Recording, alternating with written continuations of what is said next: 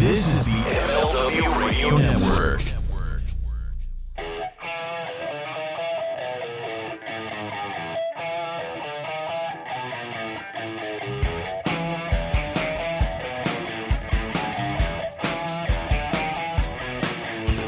Welcome, everybody, to the Mind of the Meanie, your weekly trip into the world according to former WWE and ECW wrestler, the Blue Meanie. We'll talk wrestling, music, movies, sports, and lots of useless knowledge, all contained in the Mind of the Meanie. I'm Josh Shernoff, and he is the Blue Meanie. Meanie, what's happening, man? I just felt like fucking ribbing you.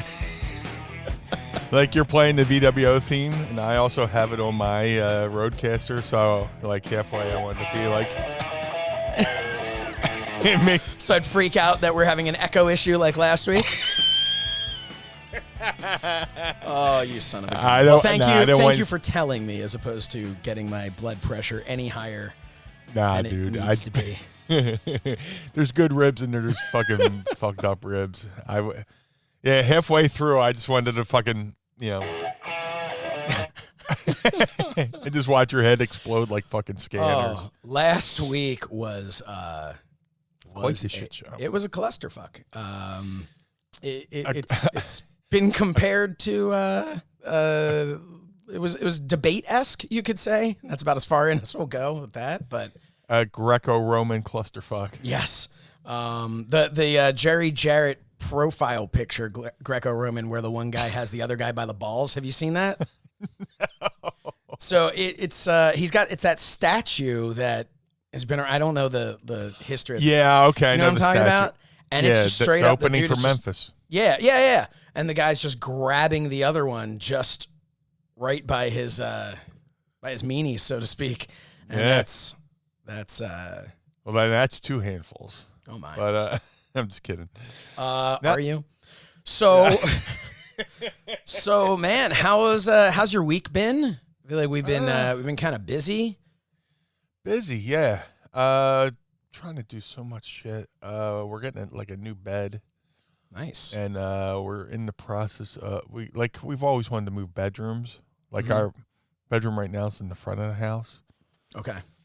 But our neighbors could be quite the chatty Cathys in the morning, and it's just like it's actually a lesbian couple named Kathy each. So if anybody, he's just being very literal with that. Yeah, chat.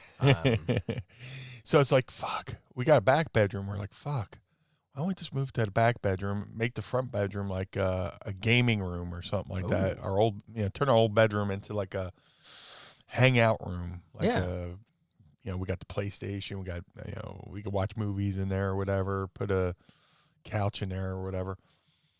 So we've been trying to clean out that back bedroom. And we're also, dude, this has been like an ongoing thing for years of just trying to get rid of fucking clothes we don't want anymore. Because we are sentimental sons of bitches, where it's like, I am right there with you. It's not a good thing to be. I can't get rid of that shirt. I wore it when I was in XL. The stupid shit. I understand completely with that. My wife, who is, she's sentimental for sure, but not in the same, like, she'd be like, oh, this doesn't fit anymore. I'll throw it away, or I'll give it away. But I've got shirts. I have an entire, it's like those plastic drawers, that you have. And I have 3 of them filled with T-shirts, and intentionally, they're the T-shirts I no longer wear, will never wear again, but for whatever reason can't get rid of. And it's like one I've got, like, it's like a black T-shirt with the silver Superman thing on it that I got in 2002 in the summer on a trip to Canada. It was just randomly at a store. I'm like, that's pretty cool for, that looks really good with my cargo pants and, and whatnot. So I got that. Nothing special happened during that moment, or any time wearing that, but I can't get rid of it. Yeah. So like we filled up 4 to 5 contractor bags of just clothes. Wow. We'll never wear. And I dropped them off at Goodwill. and we're still not done. So We're how many of those were yours? Like, what's the ratio of you to Mrs. Meanie? It was mostly me. Yeah. Yeah, a lot of shirts, maybe I wore one off. There's like a shirt I bought. Like, I bought the Larry Zbyszko WWE Hall of Fame shirt. Who didn't? I was like, dude, I love Larry Zbyszko, right? But I wore it, and it's like a fucking khaki, red ink on khaki print. I'm like, nice. I can't wear this shirt. I look like a fucking sack of potatoes. Was it a golf shirt? No, Then it wasn't true. Then it wasn't true to Larry Zbyszko. Yeah, right. Fly a helicopter wearing it. A fun fact about Larry Zbyszko. My last match that I ever had which I've talked about, was with Rich Swann. Was his first match. Was commentated on by Larry Zbyszko. Yeah. Never got the tape. Never. I mean, and that's how far back it was. It was a tape. But never. Right. No tape, no DVD, no anything. I've never. He did one of my matches too, and Yeah, I don't have a copy of it. And he broke my balls afterwards because like he kept putting over my meanie salt during the thing. I never went for the meanie salt. He's like, I'm selling this move, the meanie salt, and you never went for it. God damn it, meanie. But that's I have no idea what he said. Like, but that would have been so cool. I never had any, a guy who was announcing the main event of a Starcast or Starcade. Man, Conrad really branded the hell out of that to the point that I used to, when he first announced it, I used to do it the other way and screw it up. Right. But no, that would have been so cool, and just never got I have a video of the match because a friend of mine had one of those little, those little like flip up things. Yeah. That's how long ago this was. But so I have a video of the match. But it's just from the crowd. So, and I have pictures where you can see Larry Zbyszko at ringside with his headset on. So it's like all the pieces of the puzzle are there to prove that I'm not lying about it. Yeah. But I wish I could have heard it. But dude, you know who did commentary on one of my matches, and I still don't have the footage of it? What? Fucking John Cena. Really? Yeah, I did a match for UPW in Bassman, Rick Bassman. Yeah. And he wasn't Cena yet. Well, I mean, he's always been John Cena, his legal name. But he was the prototype at the time, and I was wrestling the Navajo Warrior for the UPW Internet title, which it's like, dude, I know I spent a lot of time online, but you don't have to give me a fucking belt for it. And I won the belt. I won their internet belt. I never lost it because I never worked for him again. But so you were the longest reigning UPW Internet Champion. How is that? That needs to be added into our opening monologue of introductions. Yeah. But they put out a VHS of it. Again, that's how long that was. And commentary by the prototype, which is John Cena. So I've had a match called by Jim Ross, Joey Styles, Lance Russell, Larry Zbyszko, and John Cena. And then, I mean... And I said Jim Ross, right? I don't know if you said Jim Ross or not, but also Kevin Kelly, Michael Cole. Yeah. Kevin Kelly was great because he would always work in, like, subtle inside jokes. Mm-hmm. Where when we were talking about the Prince Albert thing, yeah, he made the reference to my balls falling out on Raw because Goldust said it looked like two hooves coming out of my tights. Yeah. He's like, Meanie kicking him with the hooves. Or like if I was making a comeback, he would go, look at the Meanie. Like if you ever watch any match Kevin Kelly called, he would go, look at the Meanie. And Bruce Pritchard called one of my matches. One of those fucking shotgun shows or whatever. Mm-hmm. Terry Taylor called one of my matches.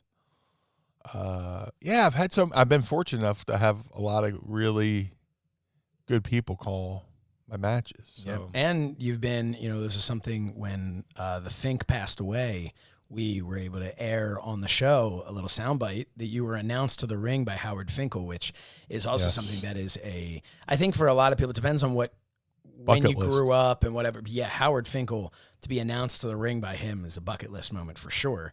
I got called to the ring by Finkel and Gary Michael Capetta. Gary Michael Capetta did the ring announcement on the first live show I ever went to in person. Wow. So I was maybe 10 years old, 9, 10 years old, going to wrestling with my grandfather. And then all those years later, he's calling me, and now coming down the aisle. You know, I got retweeted that was by a bad David Gary. Penzer, if that counts for anything. What's that? I got retweeted by David Penzer. So I don't know if Penzer ever called. That would be the next one. I guess Penzer would be the next one. He's a good dude. I like him. I've met him a couple of times. He's a great guy, and I feel so bad. He always asks me to come on his show, and it seems like I'm making shit up. Like he's like, "Hey, can you?" I'm doing something. It's like, no, I'm not like blowing you off. I'm just not. You know. Penzer, I've got 5 contractor bags that I need to fill right here. So, hey, what you drinking? Some Mrs. Meanie cold brew I got in my thermos cup. Man, smack that right in the microphone. Road, if you're listening, we could use a new microphone. Yeah, totally. The most unprofessional professional podcast. Oh man, so that should be a shirt. Yeah, where is he? Slick, come on. Oh, actually, so Andy Slichter, the doctor of merch, came up with some awesome new stuff that's up on our Pro Wrestling Tees. We've got the mud flap. We got to talk about this. Yeah, this is great. So the Blue Meanie, if you're not aware, is the newest member of Retribution. Yeah. I mean, legitimately, T-Bar or T-Bone or what's his name? No, T-Bar. T-Bar. Okay. Hey, I'm What? part of the club now. You can't disrespect. I've always been. First of all, anyone who knows, I have never said anything but positive things about Retribution. But no. So yeah, Meanie has a new shirt now. Mud Flap Meanie. That is where Meanie had said on the show that would be his name. Well, if I was a member of Retribution. If you were a member of Retribution, that would be your name. My name would be Mudflap. And so Andy Slichter went to work and created like in the image of like the Mudflap girl, but it's Meanie just hanging out. And I should be more specific after what we were just talking about. It's not Meanie hanging out exactly. He's just there. Nothing's hanging out. No. But yeah, so that's available now at ProWrestlingTees.com/Mind of the Meanie. We tweeted that out.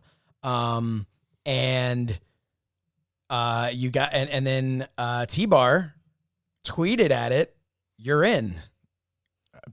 It doesn't get any more official than that. No, and the leader of the group tells you you're in, you're in. So the leader of the pack. So until further notice, the Blue Meanie is now Mudflap. And is a or not, leave Meanie out. I just want to be Mudflap. Just this Mudflap. Is my new gimmick. Yeah, and that and that's it. He is you're a part of Retribution. So that was really cool though. Hey, it doesn't get any more official than that. No. So congratulations. What's that? Congratulations. What's your mask gonna look like? I don't know. He's got a paper plate. Right. He's kind of took part of my family crest there. The plate, the spork, not spork, spoon, fork, stuff like that. Yeah. I don't know. I'll have to put a spaghetti strainer on my head or something that. That sounds pretty good. I could go for some pasta right now.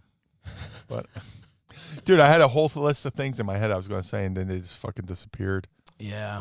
Sorry. Oh, I kind of want to... I got to put something over real quick because So we launched Meanie Toons Tuesday. Yes. And we're going to talk about Meanie Toons. We launched it the same time, almost to the minute Mrs. Meanie launched her new sticker pack stuff. And I feel like such a heel. She's like, I was like, I'm starting tweeting out the links for Meanie Toons. She's like, oh, okay, so my stickers are live. I'm like, oh. Yeah, that was a communication issue at Mind of the Meanie. Yeah. Well, look, we all got the hustles. She's a hustler. I'm a hustler. Yeah. But no, she did some really cool shit, man. She hand drew all these sticker packs we got up. We got the Dude, this is my favorite. Like I said back in the day, I had I always had the custom airbrush T-shirts. I did a I Dream a Meanie shirt. And like I said, I came to the ring. I had the I Dream a Meanie shirt, and it was GoldDust holding the genie lamp, and I'm coming out of it. And somebody's like, "Oh, you should make something of it, like a sticker, like a shirt or whatever." And Mrs. Meanie went and drew it, and she, minus GoldDust, because I don't want to, infringe on it. I don't. Yeah, I was trying to say not officially infringe on her rights, but she hand drew this new I Dream a Meanie sticker. Move it to your right just a little. To my right. Oh man, it is so cool. Yeah. That has to at some point become a shirt for ProWrestlingTees.com/BlueMeanie. Yeah. Once we do all the stickers, she did this hologram BlueDust. That's awesome too. The first ever piece of BlueDust merchandise. We just can't call it BlueDust. Yeah. But go over to Pinterest.com. Look for Pinned for the Win. And hop on some Mrs. Meanie, Meanie Fun Packs by Mrs. Meanie. She's got the sticker pack. She did a button pack. And you don't have to register. You don't have to join Pinterest. You can sign out as a guest or whatever. But I feel like this whole week I have this like cloud. I was like, man, you're a shitty husband. No.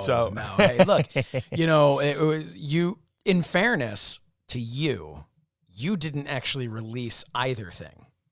Those were both, because Meanie's he's big time here. He has his people who do these things from. But you didn't. It wasn't like you're like, oh, she's posting this thing. Well, you know what? Here we go. I'm gonna launch this to the Monday Night Wars were back between the Meanie Packs and Meanie Toons. But no, it's I saw her stuff. She got plenty of retweets on that, as she should have. She's so awesome. Cool.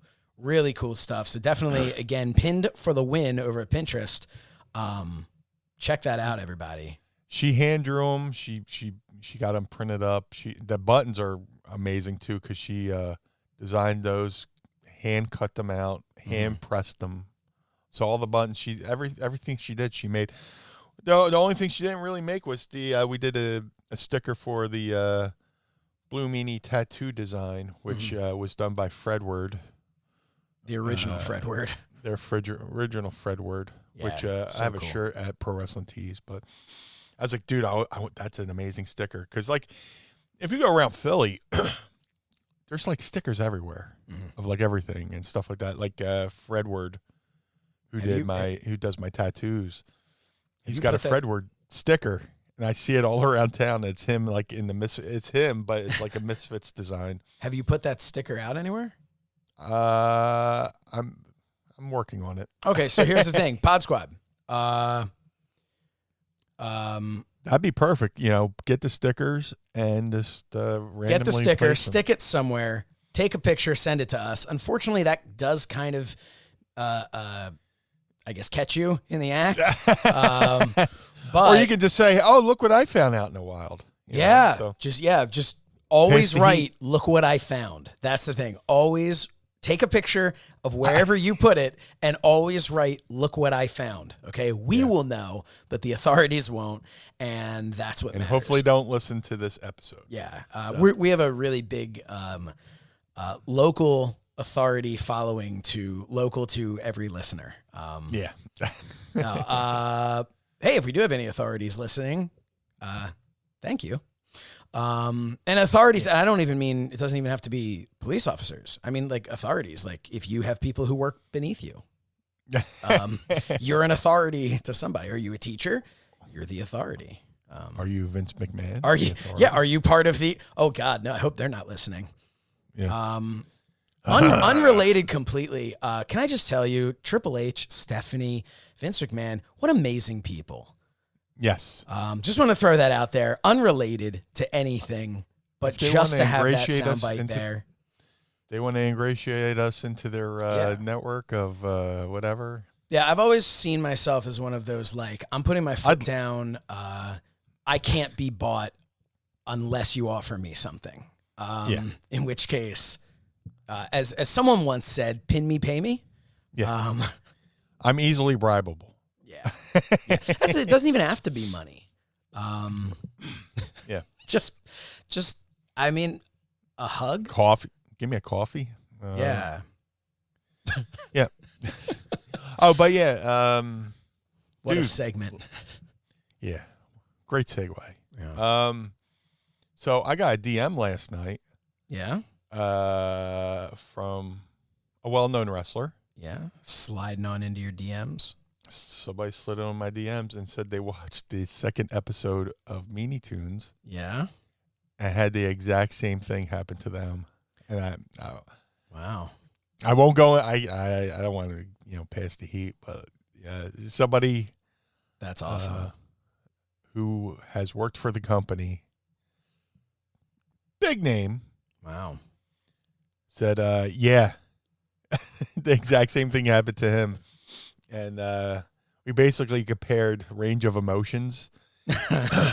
I wish I would have told you this pre-show, but it just popped in my head right now. If you want to text me who it is so we can piss off everybody. This is what I was saying. Conrad does this on, we've talked about this before when this has come up. I would always listen to Conrad on like Something to Wrestle. And it would be like a little thing, and he'd be like, oh, just tell me later. Shoot me a text. And he'd be like, ah. And then I'm always like, well, they got to tell me now. And then they don't. Yeah. I'll text it to you right now. Okay. But it's, you know what? We did actually get, if we want to shift into talking about Meanie Toons for a minute. First of all, thank you everybody who's checked it out. The number is growing over at youtube.com/mindofthemeanie, which by the way, the subscription number, as we're recording this on a Saturday afternoon, the subscription number is nearing, I think, 830 at this point. Yeah. People subscribe to, of course it did. Oh, you got the text? Yes. Yeah. Oh my God. And you know what? Oh, I don't can't. get No, any I bigger can't. than that. I can't elaborate on that. No. We'll talk off here. Yeah. But.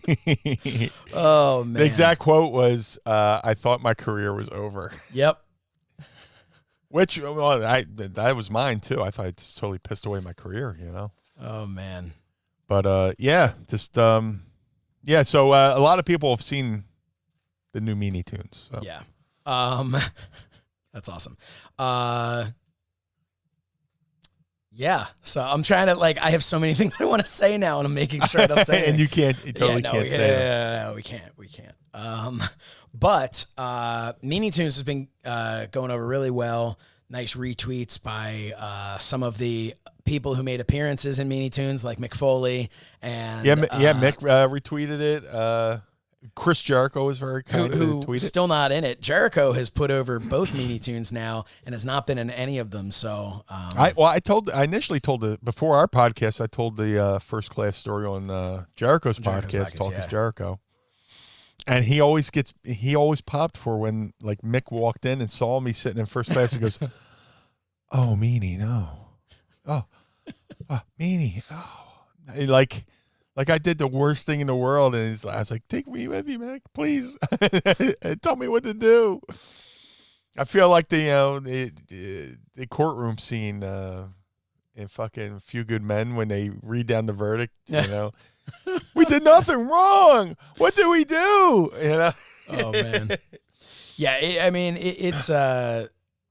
it's such a funny episode. It's so different, I think, than the first one. The first one was much more lowbrow fart humor, you know. And this one, no class. We went from low class to first class. Yeah. But but this I liked that. And that was something I know that, we had talked about, and my brother Fred, who created it, something that he and I had talked about, which was this feeling of the other one was so slapsticky, right? Yeah. That and people loved it so much, to come into something to go from slapstick to a story driven episode we were kind of like, I hope people aren't, because you don't want people tuning in like, oh man, what's here? What is Meanie gonna, destroy this time with his gas, Yeah. And instead of, but I think it was such a good story. Anyone true who is, story. The best stories are the true ones. yeah, So. and anyone who has checked it out on Twitter, watched it on Twitter, and if it ended on Bob Holly eating popcorn, you need to follow down that thread because there's about a minute and a half left. Twitter only lets us post so much, but you need to go down that thread and finish the rest of it. But also go to youtube.com/mindofthemeanie and check it out, which a lot of people have been doing. I really want us to hit that 1,000 subscriber. Let's see where we are right now on YouTube. Speaking of almost near 1,000, Mrs. Meanie's almost near 1,000 followers on Twitter. Yeah? Yeah. So let me see where we're at with that. Oh, so I'll tell you. So I've been waiting to see this happen. Obviously, you have the most followers of anybody on Twitter, associated with the show at least. Still blows my mind. Yeah. So I am I'm weighing in at 1,211 followers on Twitter, which I like to bulk up a bit, but I'm proud of that. That's respectful. I'm proud of that. Mind of the Meanie is at 1,210. So Mind of the Meanie, which if you look at that, let's see, Mind of the Meanie we joined February of 2020, whereas I joined January of 2011. So we have I've been watching as Mind of the Meanie has just grown and grown and grown, and it is one follower away from tying my personal Twitter account, which I'm excited for. I want Mind of the Meanie to get much closer to your Twitter account than mine, but I've always had that kind of in my mind of like, okay, this is what I was able to build up to on my own. What can the show build up to? And I'm really excited, And then again, you always have to look at it. Like, I'm not stupid. I know there are a lot of people on my Twitter account who probably have changed their Twitter handle or don't log in anymore to it, but or it was like a follow back Friday thing back in like 2012. Like who knows what it was. But it is cool to see it growing like that. Mrs. Meanie is up to 988. She's 12 away from 1,000. That's awesome. We got to make that happen. I mean, she's got some fucking heavy hitters to follow her. Yeah. She's over. And we're at 826 subscribers right now on youtube.com/Mind of the Meanie. Yeah, we'll get there, man. So we had, when we were it's so amazing. We did that live What's the show. perks of 1,000? What's the perks of 1,000? All right, so here seem to be the perks of 1,000 from what I've been able to find, from what I can remember. So one thing that's really cool is we'll be able, right now, obviously, anybody watching this on our Patreon, patreon.com/Mind of the Meanie, little Foley thumbs up there. You know that we can obviously live stream to our YouTube channel because that's where you're watching this right now. But we can't live stream from our phones, from our mobile devices, unless we have 1,000. So that's one thing. And that seems like such like a small thing. And right now it might not be as big of a thing, but when the world opens back up, imagine the type of things we'll just be able to randomly go live at conventions and shows and things like that. Absolutely. So that really, I think, once the world's open, is going to be like a big part of what we're able to do with that YouTube channel. One kind of cool thing for us is it switches to once we hit 1,000, it becomes 1K and then 1.1K and 1.2K. And it just has a bigger feel.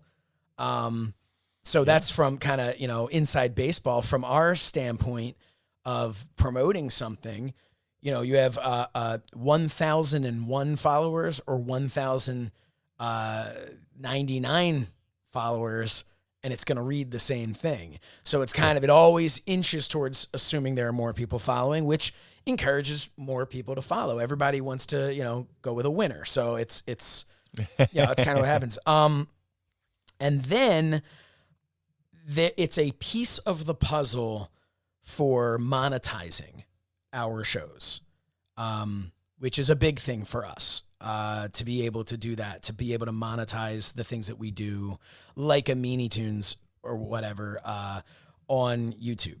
Part of it is that, and part of it is having a certain number, and I don't remember exactly the number, but a certain number of minutes watched per, I want to say, year in the last year. And we're like almost at that, having only been open for a couple of months. So I feel very confident that once we reach that, well, first of all, look, if you watch one of these podcasts on YouTube, that's about 7.5 hours right there every week. Yeah. So we're per person. So we're gaining on that quickly. But, and then I think there are a couple of other things. And I think as you get higher, placement on, we have our keywords attached to it. So it becomes, placement to something else. Obviously, if something else has the same keyword and they're under 1,000, we have a greater chance in the YouTube, whatever stuff to, I don't know what you even call algorithm, I guess, to be placed higher. So, and nothing else, it's 1,000 and that feels good. Right. Yeah. So yeah, but we, it's a solid number. It is, yeah. And we talked about this before when we were watching the numbers go up, and I'm doing this again with Meanie Toons, watching the numbers go up. And it was like Meanie Toons, when we first put it out, they were like, ooh, 100 people have watched it. Like, this is so cool. And then it was like, oh man, 200. Oh, we're so close to 500. Oh man, it's only like 489. If only we could hit 500. And then it's like 500, we celebrate. 501, we're like, it's only 501. Like, it's all, so that's the thing. We want 1,000, but trust me, we are not going to be satisfied. We're never going to be satisfied because we want to keep growing. We want more people to become a part of the Pod Squad family, and we're loving this. So, that's our goal. And we are, we did that live show, which again, you can find, youtube.com/Mind of the Meanie. You can watch forevermore that live show that we did. We had Taylor Williamson. We had Fred Shernoff of Meanie Toons and of my immediate family. And was that it? That's who we had, right? Those were our two guests. And there were supposed to be others, but scheduling conflicted. But they were, it was such an awesome time having them on there. It was such a fun show that you can go back and watch. But that was a celebratory show for reaching 500 subscribers. Mm-hmm. So what do you think, Meanie? What are we going to do for 1,000? Holy shit. Who knows? I mean, maybe get those people whose schedules didn't work out last time for a live show. I'm sure we could do that. And those folks even offered to do stuff for like our future watch alongs and stuff like that. So, I mean, I'm sure we could do something special for 1,000, something like that. The world is our, in the words of Ricky from Trailer Park Boys, the world is our ostrich. So, we need, you know what? We also need to do I think we need to do a giveaway for whoever can screen cap themselves as the number 1,000. Yeah. Which has always been tough. It's always like radio stations where it's like, the 1,000th caller or whatever. And you're kind of like, well, why is anyone calling? Like, wouldn't you just want to wait? Yeah. Like, the 1,000th caller, let me call. It's like, oh, sorry, you're number 4. It's like, well, of course I am. I just called. Like, so I never, it's a tough thing because it's like, there's a giveaway for a number 1,000. So so no one's going to subscribe right now. So scratch that. We're not giving anything away. No, because everyone's going to sit there and go, well, I'm not going to do it now. I'm going to sit and wait until it's, 999. But yeah. Beers on the wall. Yeah. So, But what did you think of Meanie Toons? Dude, I loved it. The second Meanie Toons, like there was leading up to the first one, there's like little teasers here and there. You're showing me, and he kind of did that with this too. But I pretty much saw it, as the day of, and I loved it. There's like maybe one or two tweaks I asked, and there was like maybe one tweak, and you asked for more of a saunter. What's that? More of a saunter while you were walking into the airport in the opening scene. You wanted a little more hips going on. Oh yeah, it's all in the hips. It's all in the hips. But I just there's like maybe one or two. There's like one tweak I could think of off the top of my head. But other than that, I mean, Fred hit it out of the ballpark again. Yep. And, it's just a matter of, the fact that he was able to come so close to how it, to the story, even from like where we were sitting in the, stuff from where we're sitting in the car or something like that, he nailed or something like that, like the positioning in the car and all that stuff. And, but it was cool. And there's also a couple little Easter eggs in there. Yeah, there were some fun Easter eggs. Some people might, if you follow Andy Slichter, our doctor of merch, you will see his new profile picture.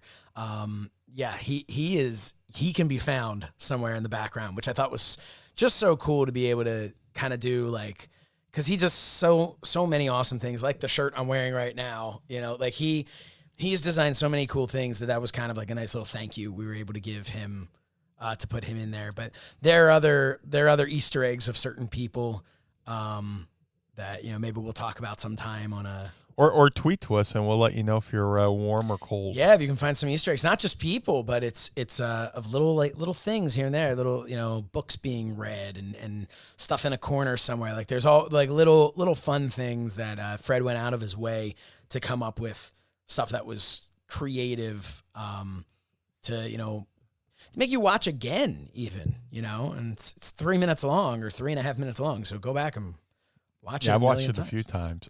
Yeah. Oh, yeah. Driving that number up. I'm padding the numbers. I'm creating Google accounts and signing in and got to pad those numbers up, pal. Yep. But yeah, dude, it was a lot of fun, and it's still. There's a lot of times like I'll watch myself wrestling, and then I don't realize I'm watching myself. And so like I'm watching the Meanie Toons. I'm like, oh yeah, that's me. And it's just like, it's really neat. When we started this podcast, we're just like, there's going to be a podcast. And then like all these cool things that come along with it, like Meanie Toons. Yeah. So, it's cool that your brother basically taught himself from scratch how to animate. And and credit you too, because you slice and dice the audio. Yeah, try to give him one less thing to do. Yeah. Yeah. Which he still does kind of, he tightens it as it is. But yeah, that's originally, and thank you. I'll try to take the story and just cut it, because obviously we're having conversations and a lot of it's back and forth with us. And so I try to just consolidate it to the most bang for your buck type of, thing in there. And it's, but it's, hey, it all comes from the mind of the meanie. Well, there's a couple times where like, sometimes I'm remembering a story and I get a little excited and I beat myself up because like I feel like I don't say complete words. Like when we did the part where it says I went back in 2005 and I was like, did I just say 2005? It's like I'm listen sure, here, mumble mouth. I'm sure that's fun for Fred to do the voice, the mouths moving to that as well, to line that up. But no, hey, you look, man, but that's the thing. It's conversation. You're not sitting here reading from, it's not like it's a storybook, right? Like where you're the narrator and you're just, so it's not that. It's not, this is just straight up dialogue that comes from our show. So, which I think makes it sound it's even better.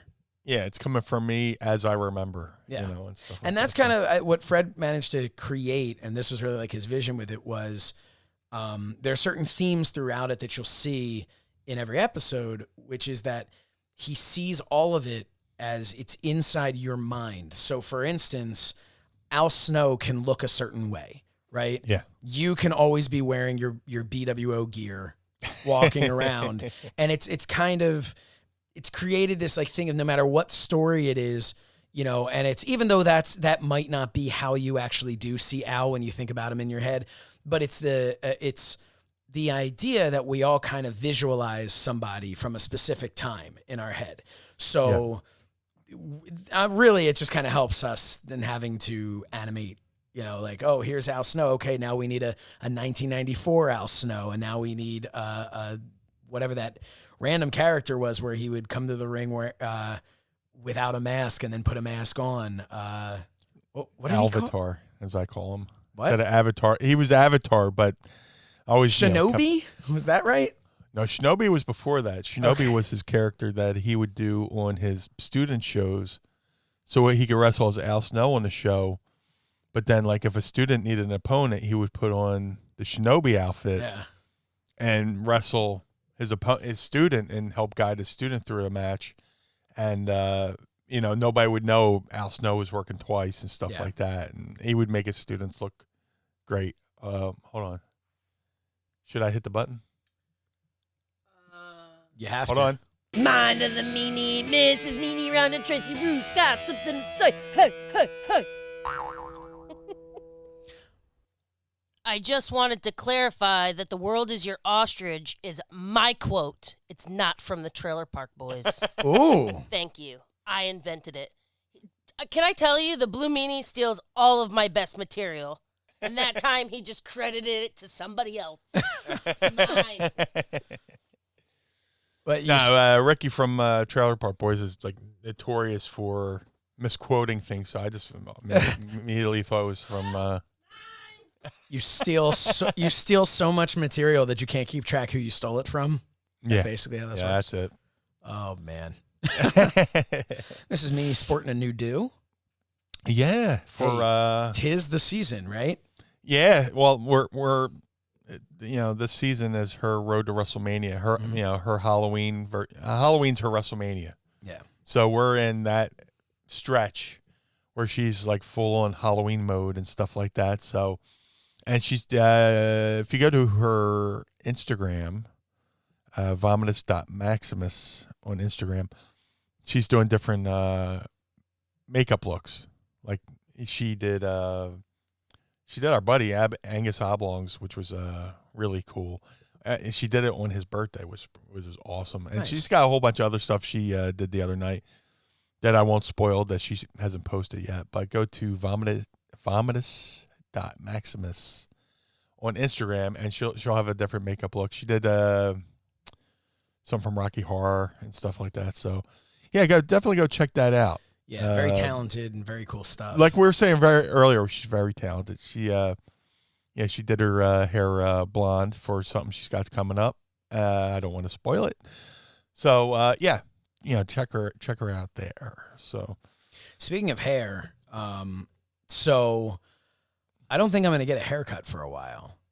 With everything going on again in the world, numbers are kind of going up again, and I just kind of. And that's my own weird paranoia. So I shaved my head a few months back. I was about to ask, didn't your last haircut was just you buzzing your head? Well, no. So what happened was the person who cuts my hair was like, we're really good. We got everything and so I finally went in and got it just like kind of trimmed up like maybe 2 months ago.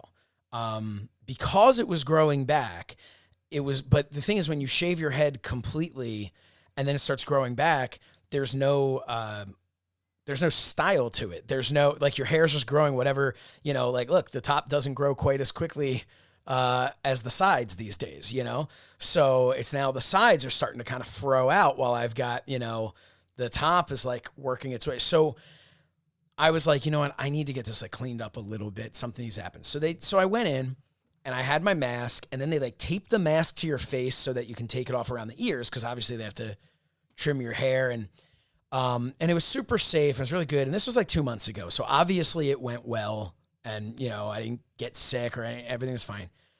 The person who cuts my hair, she just left and went to a different salon and contacts me, and she's like, I'm at this new tiny like boutique salon thing, which I'm like, yeah, that's my thing, going to a boutique salon.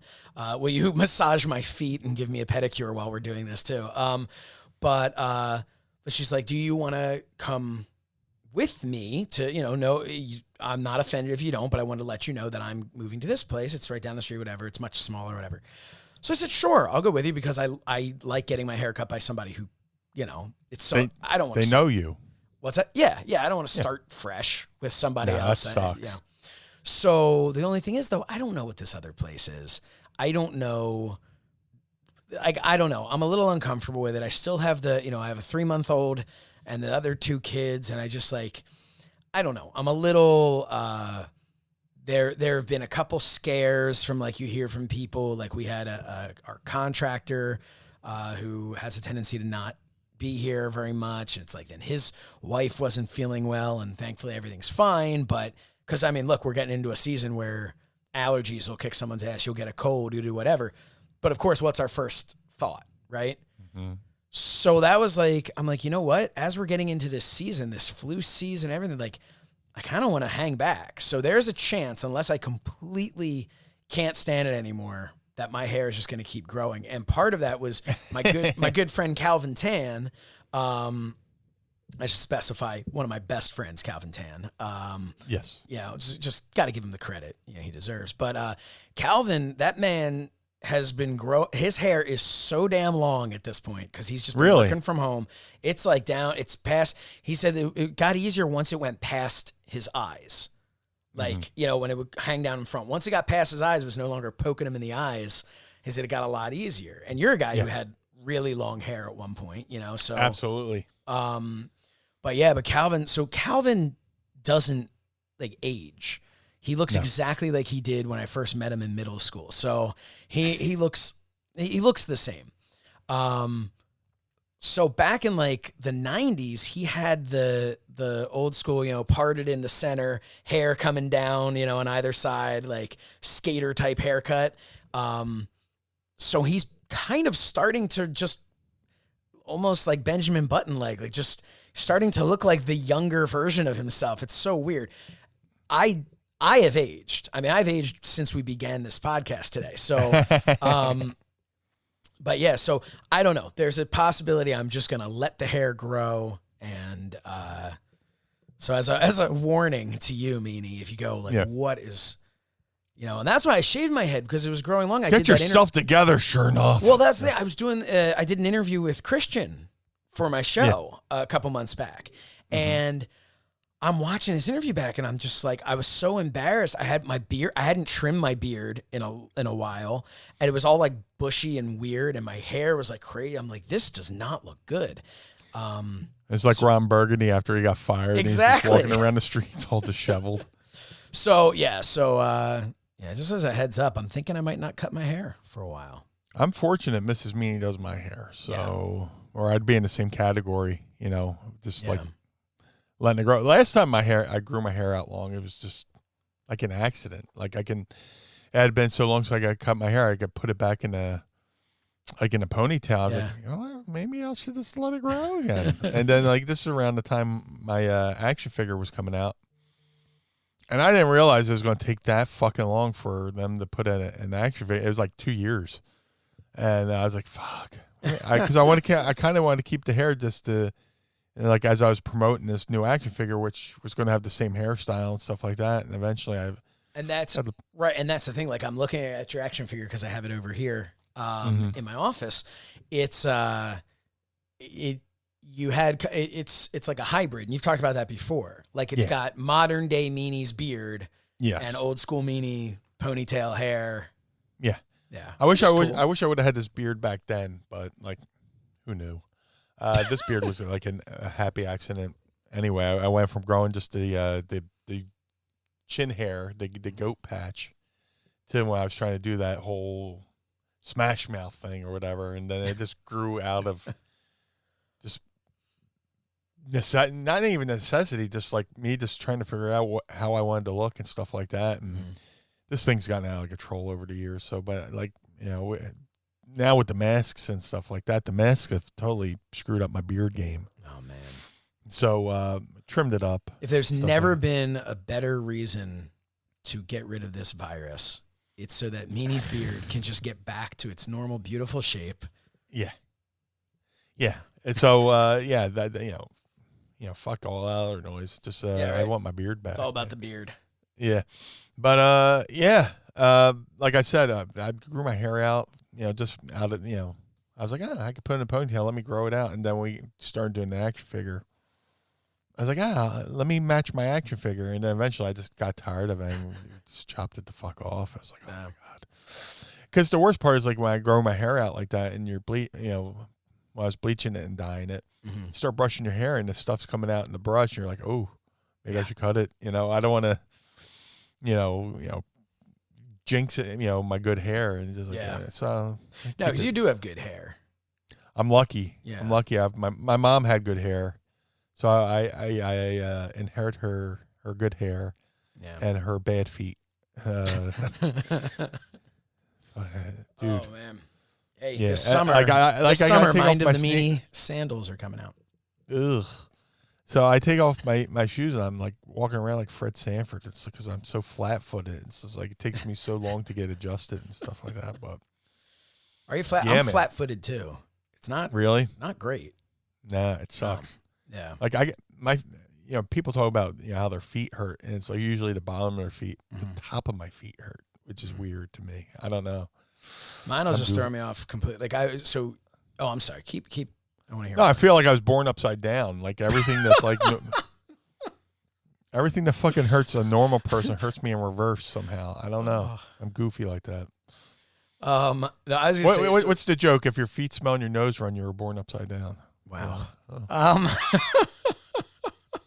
I never heard that before. Oh, really? No, I never heard that. But no. So yesterday was as we record this on a Saturday. Yesterday was the 1 year anniversary of AEW Dynamite, the debut on TNT, and I posted some cool things on social media, a bunch of pictures because there it is. Let's take a quick break. What do you have there? It looks like Wegmans. Wegmans orange pineapple. Okay. I'm going to open mine in a minute, but I want to finish my thought first. I didn't mean to cut you off. No. I'm thirsty. No, that's fine. Oh, pinky up. So I posted some cool things, some nice pictures from the Fight and Focus that I did, getting to interview.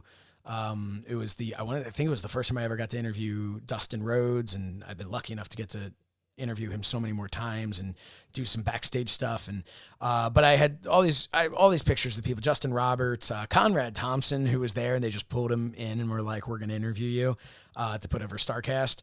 But it was a lot of fun. One of the cool things that I posted was a video that I didn't even know was happening, and Calvin took it. He had his little like palm camera thing that he ended up, there's a shot somewhere that AEW used of like a stop motion, that's animation. Like what do they call that? When it's like sped up. I feel like such an idiot. Time lapse video, yeah. So a time lapse video from like Doors up until Pyro, and that was actually Calvin's camera that he had. Did like a time lapse, like it would like move slowly. It's like set up to do that. So, but he had that there, and he just videoed me kind of when we were walking from the backstage area out to the arena. And it's just this really, and I posted, I said like, this is probably not as much fun to watch as it was to be a part of, but it's so cool for me to be able to like watch that and going through the Capital One arena and everything. But the reason I brought this up was the one thing I didn't post was at the end of that night, my feet hurt so bad that I ended up getting, I looked into better dress shoes, like better for like I looked up like what are the best dress shoes for walking around, like for, I looked up stuff for like commuting, like if you live in New York and you're walking a few blocks to work or something, what type of dress shoes would you wear? And like, because it was horrible, and my hip was hurting at the end of the night. Like it was, but so I got better shoes, so that's actually been really helpful, because as time went on, when I was doing stuff with AEW, I was always it was backstage and then out to the floor somewhere and then up somewhere in the arena and then back down backstage, like constantly moving. So yeah, that was a huge help.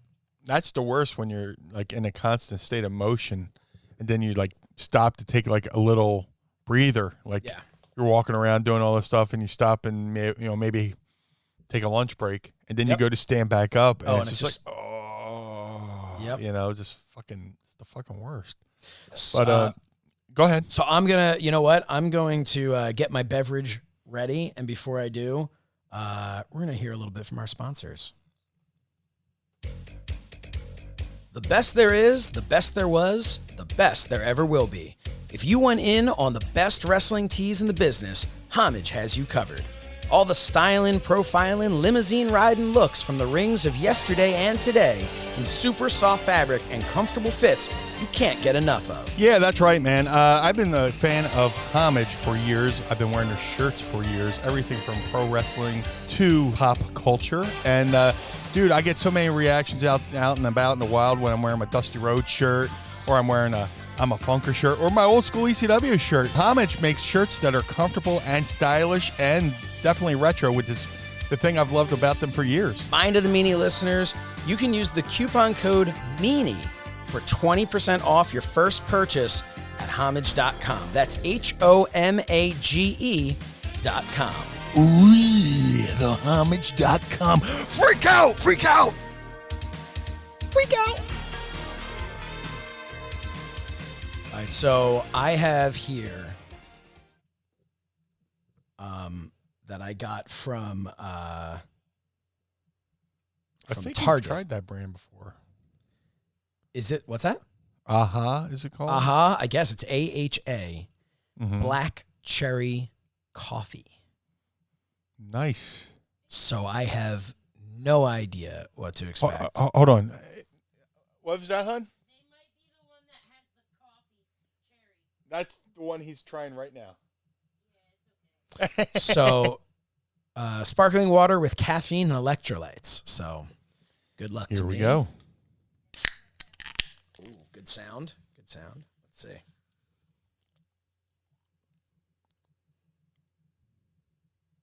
That's not bad. It almost tastes like if you had like a black cherry coffee candy or something. Yeah.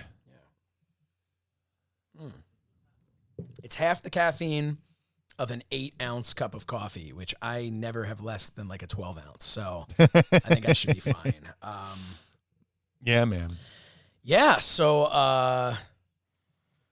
what else is going on, man? What else is happening in the world? No, we were talking about how the fucking numbers are going up. Right before we got on the air, they said Cam Newton from the New England Patriots has tested positive for COVID. Oh. So that whole Patriots-Chiefs game is postponed. You know, and this is something that I was talking with somebody about. I don't remember who it was, but like, this is it may have been my brother. This is kind of the, like, for the foreseeable future, kind of what I think is just going to happen with sports being open. Yeah. And we're just going to have to get used to it, that it's just someone's going to test. We're going to have to postpone. We'll get back to the game whenever we can and hope for the best. And you know, and it's nice to see that it's not a, you get it. It's a death sentence. Right. And I don't mean to be cavalier about that, but that's, you know, it very much can be. So, you know, don't take that the wrong way. I think it's, you know, some of these athletes and stuff are lucky, you know, they're very lucky that based on their age, based on their immune system, based on their health, their physical fitness, we saw The Rock had it, you know? Right. And, but it's serious. It's a serious thing. And I don't blame them one bit for postponing, because there's also that lag time. You can't necessarily just test somebody and go, oh, it was negative, we're good. Yeah, you have to, come back in 2 days and test them again. Make sure, you know. Yeah, well, the whole Tennessee Titans team, they had like an outbreak as well, and they got their games postponed. I forget who they were playing, but Doug Peterson had it preseason. Well, I mean, there was no preseason. Well, I guess it's still considered preseason. It was prior to the season. But, you know, and it was like, it can happen to anybody specifically, and we are not getting political. We don't do that. But I mean, the president of the United States, as of yesterday, went to the hospital. What we're being told is a precautionary measures, you know, to have him at the hospital, be working from there. And like I said, we're not getting political, so we're not doing anything like that. But it's something that I hope, while you never wish anything ill on anybody, I do hope that this does reach some people who maybe don't believe that, don't believe that it'll happen. The president has a lot of supporters that this could hit very close to home for them. And, there are definitely people who don't believe in wearing the masks. And hopefully when you see the president of the United States, who is so protected by Secret Service and kept, away from things and all that, when you see how this can happen because one person here or one person there, and then from there, more and more people who were at some of these events that he was at are testing positive now. And so it's one of those things where you have to look at that and say, you might be healthy, you might be fine. And even if you get it, you might be fine, but you don't know who you can give it to. And it's just a nerve-wracking thing. And, we'll get off of that. I don't want to get into, Well, I will say the one thing that the NFL does, which it's crazy. It's a crazy world we're living in now. But the one thing they're doing, everybody wears these bracelets now for contact tracing. So, like, I guess if you're wearing a bracelet, it hits somebody else's bracelet, and it keeps track of everybody who you've been around. Really? I didn't know that. I thought you were just talking. They talked about this on the opening night, the Kansas City Chiefs game opening night, and they did a special on. I didn't watch the opening night. Oh yeah, I waited until the Eagles lost and tied. That's basically that's what my season's been. Yeah, but they wear the bracelets and they ping off each other. So if one person gets it, that thing lists everybody who they've been around in contact with, and they contact them and say, "Hey, this person," I'll be honest with you. I wish that was something that was readily available for everybody. Right. I'm surprised Apple hasn't hopped on that yet. Yeah, with have something like that with the Apple Watch. Because they have a watch that monitor. But again, I don't think that the regular public is necessarily interested in having something that's monitoring where you were, who you were in contact with. Not that we don't in all of our smartphones. I mean, well, dude, we just watched a documentary last night called The Social Dilemma on Netflix. Yeah. I haven't seen it now. Dude, you got to watch it. Writing it down right now. Yeah. The folks who were behind like Gmail, Twitter, all these social media apps talk about how they track everything you do, and they do things in order to keep your attention span on, they keep scrolling. Mm-hmm. I'm a shitty movie reviewer. Meanie, that'll be a segment. We should do a segment. Meanie shitty movie reviews. But you like I said, I'm surprised Apple hasn't done it with their watch, and you're like, people don't want to be tracked, but you're being tracked whether you want.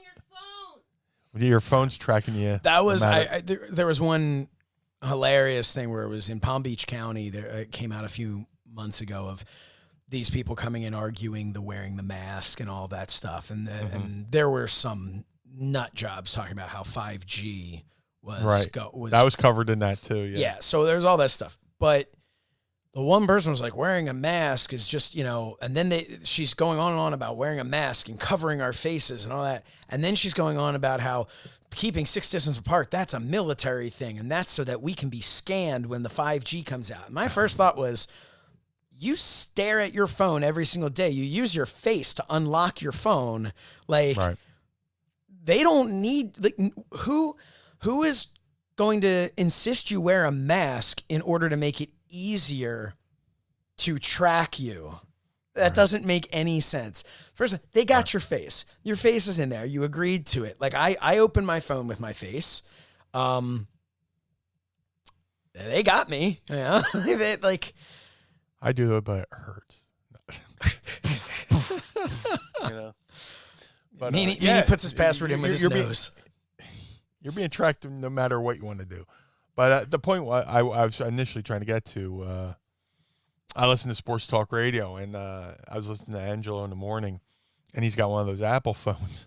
And he was in his house going on a tirade about something, and he said, I slammed my hands on the kitchen counter like out of frustration, and his Apple Watch went off saying, you appear to have having a serious fall. And an alarm started going off, and they start calling 911 because they thought he fell in his house. Oh, jeez. So, if they can do that, if they can suspect you've had a fall just because you banged the counter, they can. And while that is certainly not ideal, there is something. I've looked at the Apple Watches and I've thought about it because there is that kind of like something nice about like, oh, you're having an episode of some sort, you know, a cardiac episode or something. Like, there's something kind of comforting about knowing wherever you are, if you're by yourself or whatever, that they can track where you are, that, you know, an ambulance can come. But then again, it's like, it's at what point do we just give up everything? Like somebody had bought us an Alexa at what point. And that, I mean, we will occasionally plug it in for like, if like my wife's like baking during the holidays and wants music on or something, you know, like sometimes she'll like just plug it in and just, you know, Alexa, play Christmas music or whatever. Right. But the rest of the time we have that unplugged because it's creepy as all hell. Like it's very uncomfortable. It listens to everything you're talking about. And then your phone starts getting notifications about things. And even if people say that's not true, it's definitely true. Mrs. Meanie was walking into a Michael's, and as she was walking into Michael's, the craft store, she got an alert on her phone from Michael's. Yeah, I mean, it's... Hold on. You tell the story. Hold on. Here she goes.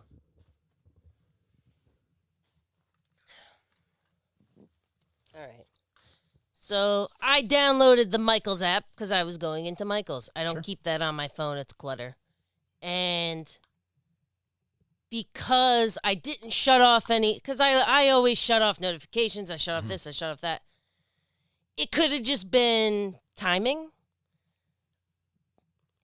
It could have just been timing, but like I walked into Michael's and I got a text message and I'm like, nobody texts me. I have no friends. And I looked and it was like, check out these coupons. It was the app. You've got a friend in Michael's. It was like, check out these coupons. I think that it knew that I was at. I think it did. And the reason I'll say...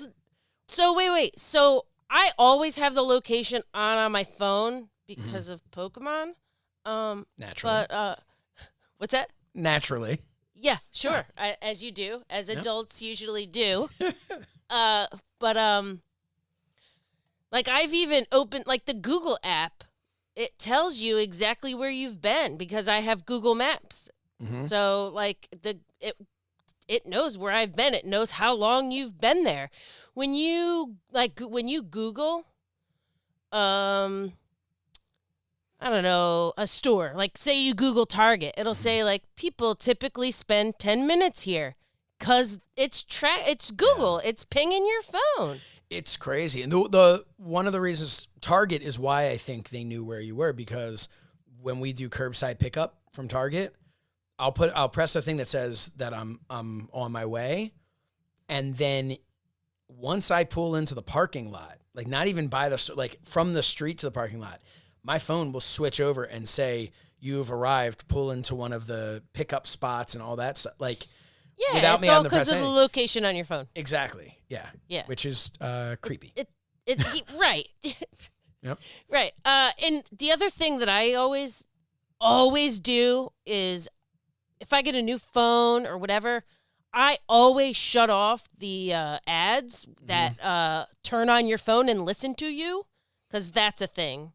Like, you know, when you're having a conversation about, I don't know, Tigger with a Wyatt family mask on, and then you get an ad for a Wyatt family mask, and you're like, I didn't Google that, because your phone turns on and listens to you. Yeah. But you can go in and shut all those settings off.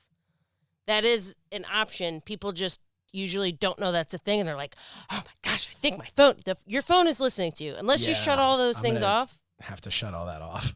You got to shut it all off, or it will listen to you. I mean, what's it going to hear? Like, Blue Meanie's phone is going to be like, what's it going to hear? It's going to sell me toilet paper. Air freshener. Costco can't even cover my ass as far as toilet paper goes. I thought you were going to say square footage. No, listen. Oatmeal buffet. No, it's like I sat in a gravel driveway. Oh man, where does it end with this stuff? With seriously, watch that documentary, The Social Dilemma. It's like the biggest trend on Netflix right now. Okay, I will watch that. I will. Yeah. I'm going to watch that. I need It's to. You have to. Like, I love documentaries, but there's like some reenactment stuff in there. Not like reenactment, but like story mode stuff. Mhm. And they have these.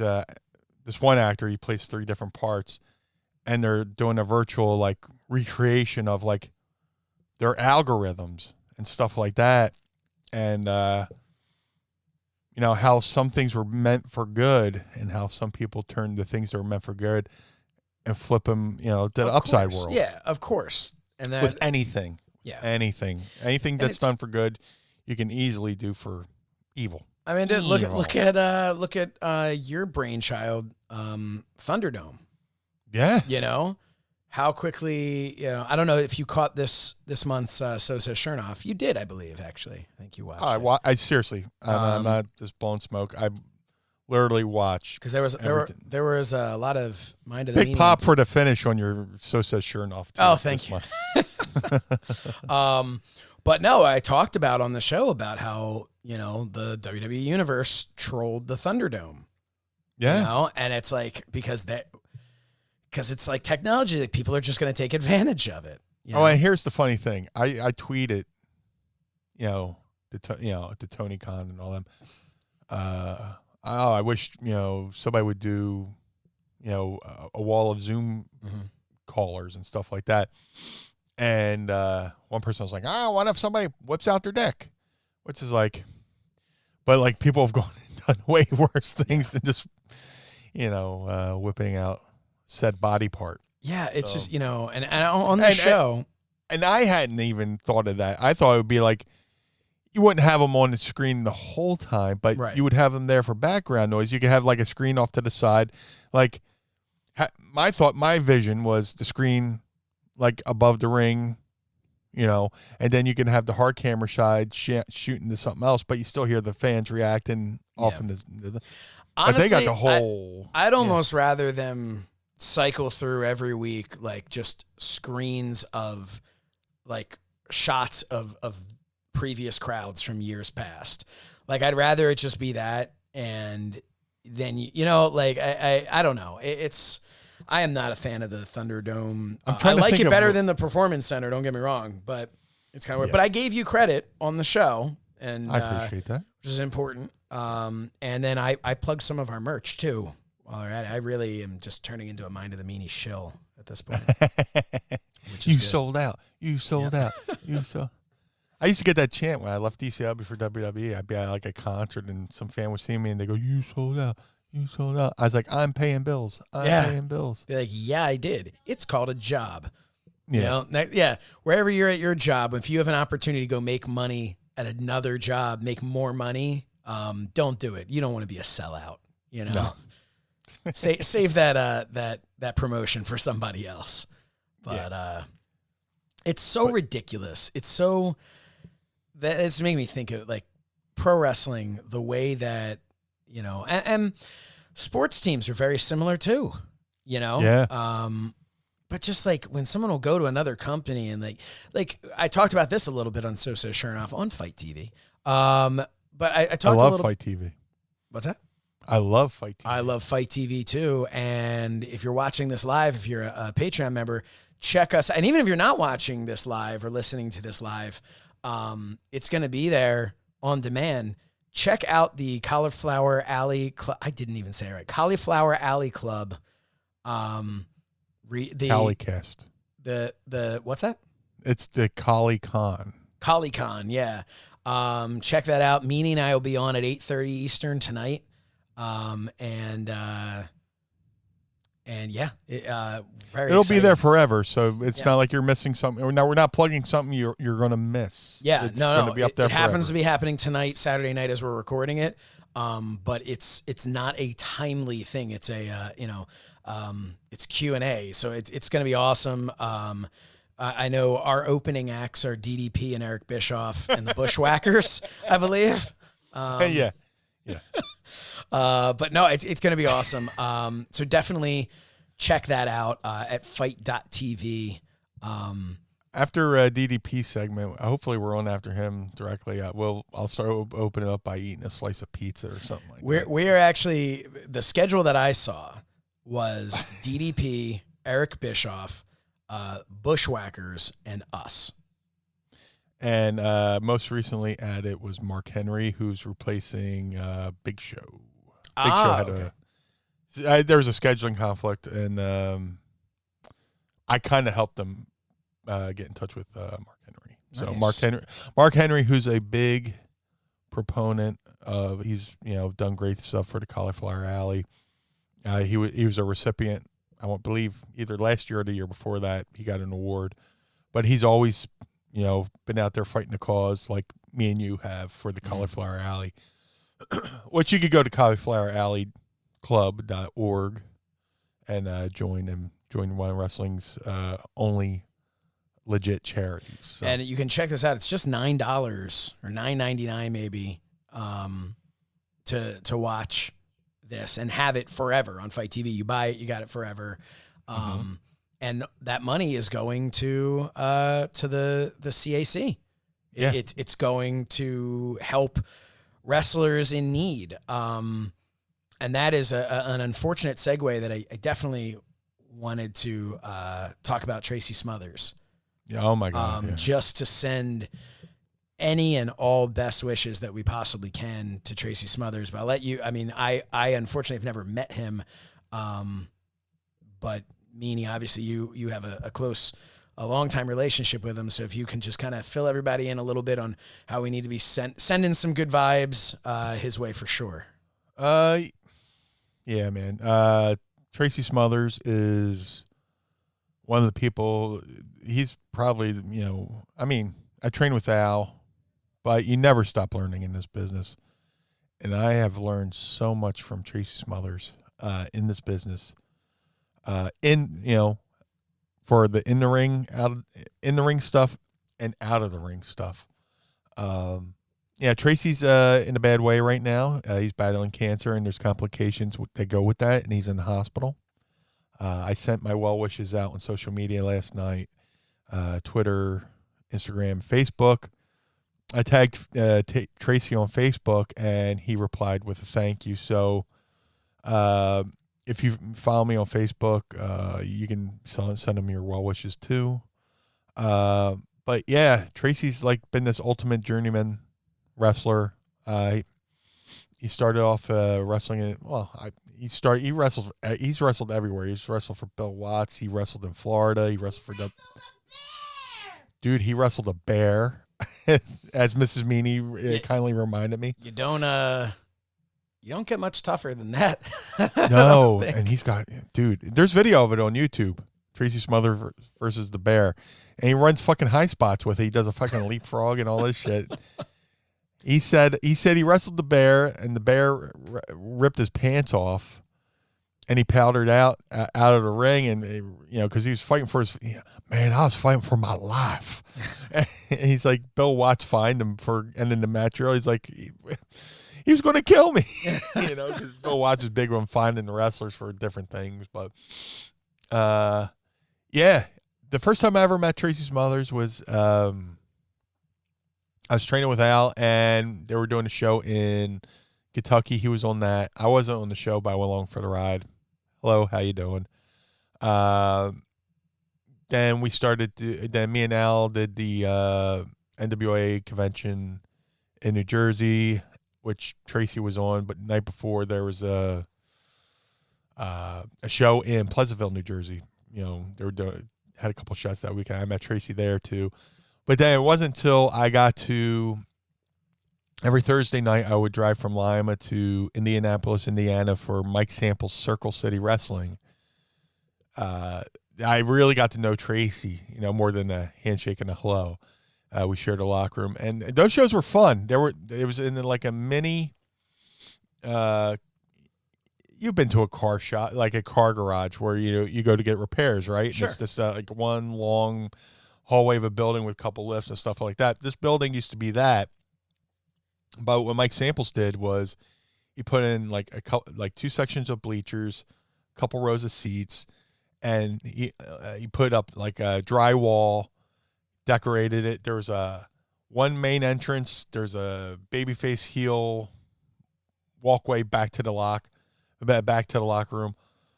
And, Mike Samples called out. I was like, hey, I need a couple guys. So I started doing those shows. And he had, he would have Tracy Smothers on the show. He would have Ricky Morton on the show. Sabu was on the show. And me and a couple of Al students and a couple of local guys, too. Flash Flanagan, who everybody knows, went on to do the WWE light heavyweight tournament, IWA Mid-South wrestler, great wrestler. That's another friendship I still have to this day. But ultimately, I met Tracy and Ricky at those shows, and I would go out and do my match. I'd come back, and Ricky and Tracy would pull me aside and be like, "Hey, man, that was good, but you do this, that, and the other thing, and next time, and all this other stuff." So, and I got all these, with the news of Tracy's illness and stuff like that, and flaring back up. I have all like the one.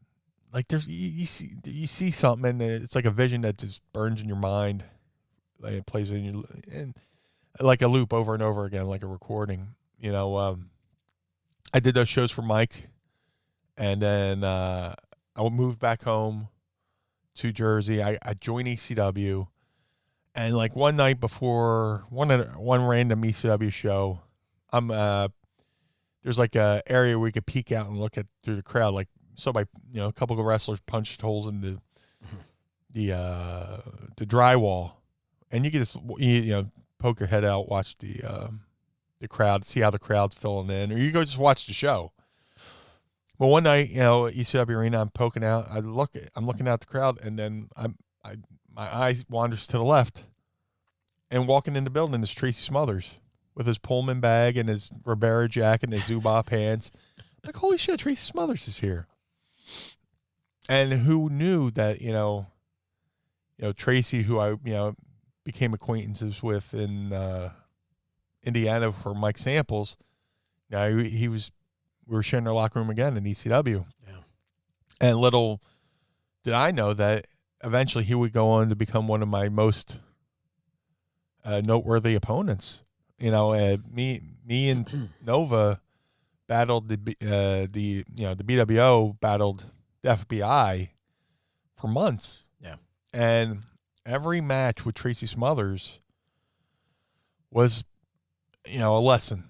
It was like walking into a classroom and stuff like that. But like I've always said this online, and it bears repeating. Tracy Smothers was the unsung hero for ECW. You said that on this show a lot too. Yeah, I need to. And if I didn't say it, I got to say it 1,000 more times. A lot of the ECW locker room owes a lot to Tracy Smothers because he would run like a old school Japan dojo before an ECW show with me and the rest of the young guys. He would get us in the ring.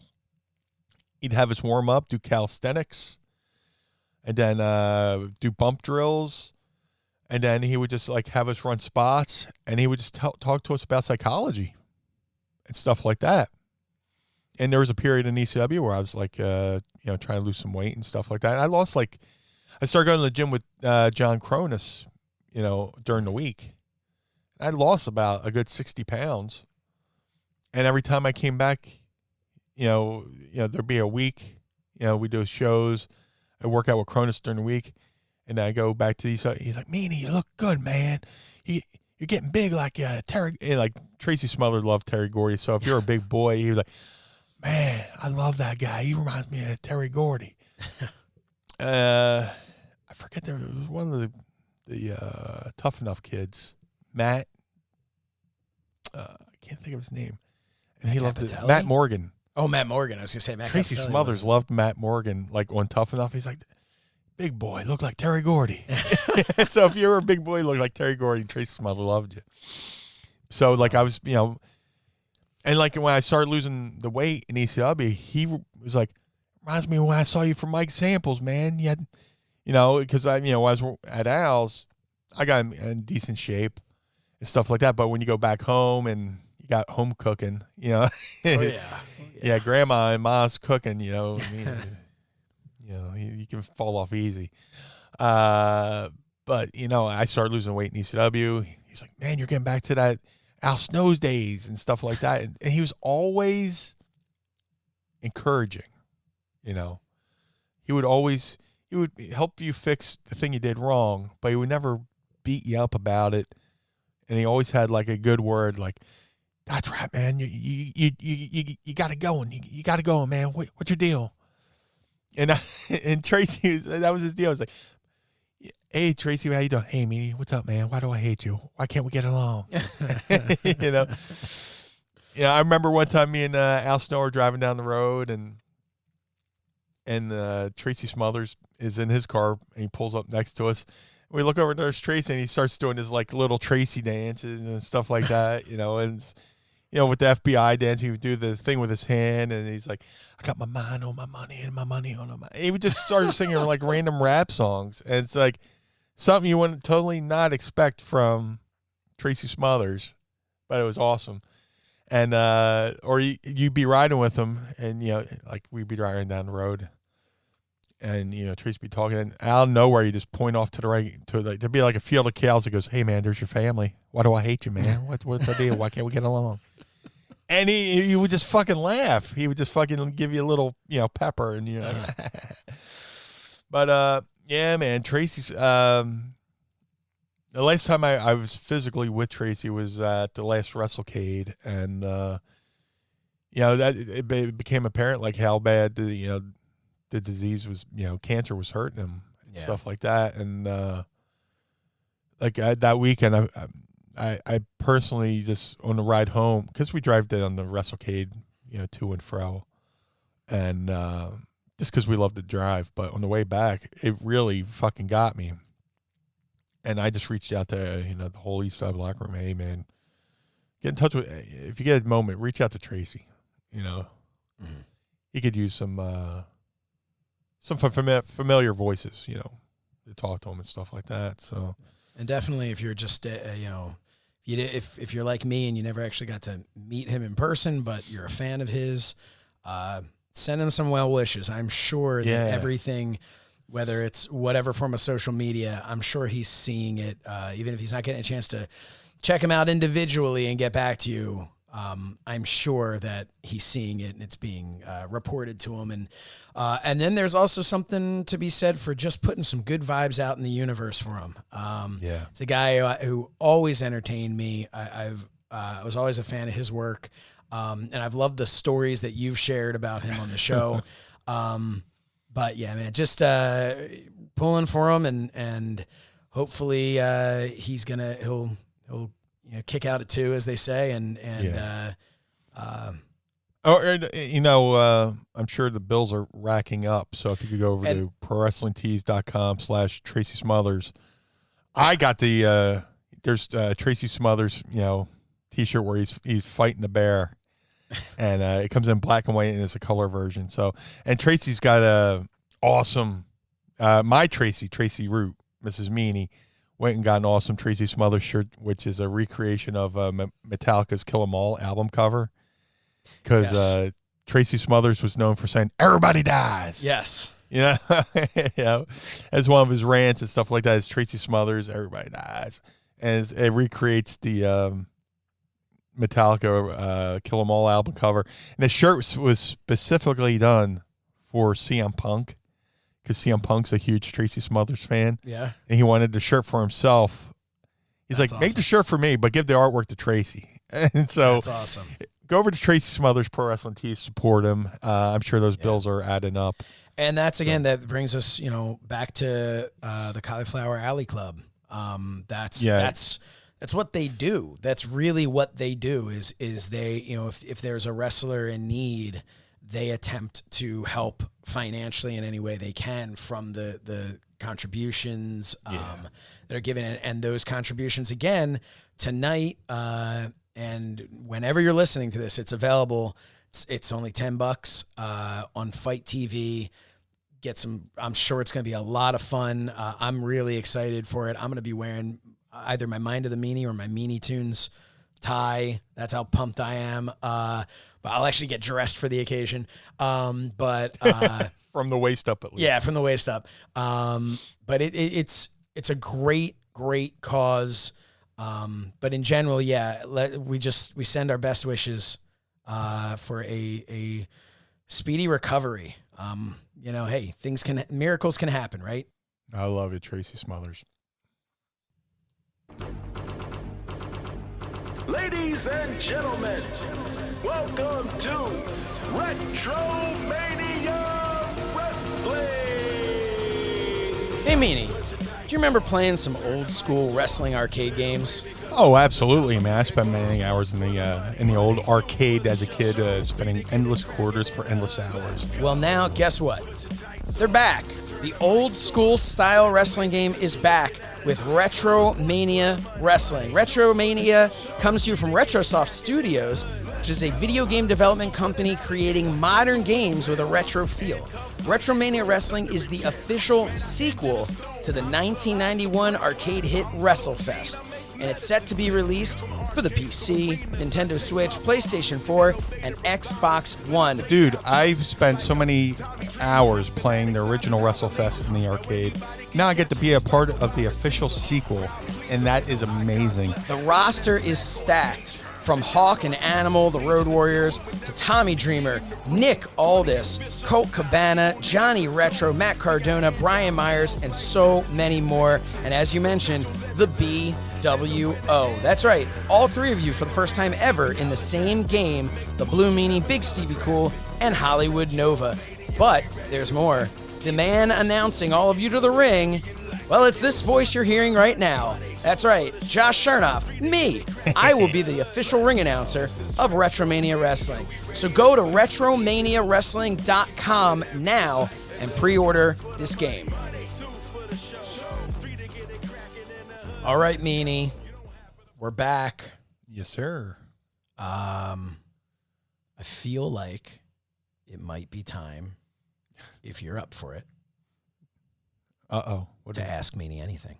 Oh, of course. It's time to ask me anything. All right. We've got some fun questions that came to us. So let's see the first one that we have here. I don't have it right in front of me. I do have it right in front of me. Here it is. You liar. Yeah, here it is. Okay. Where the... Fibber. Just scrolling along here. Okay.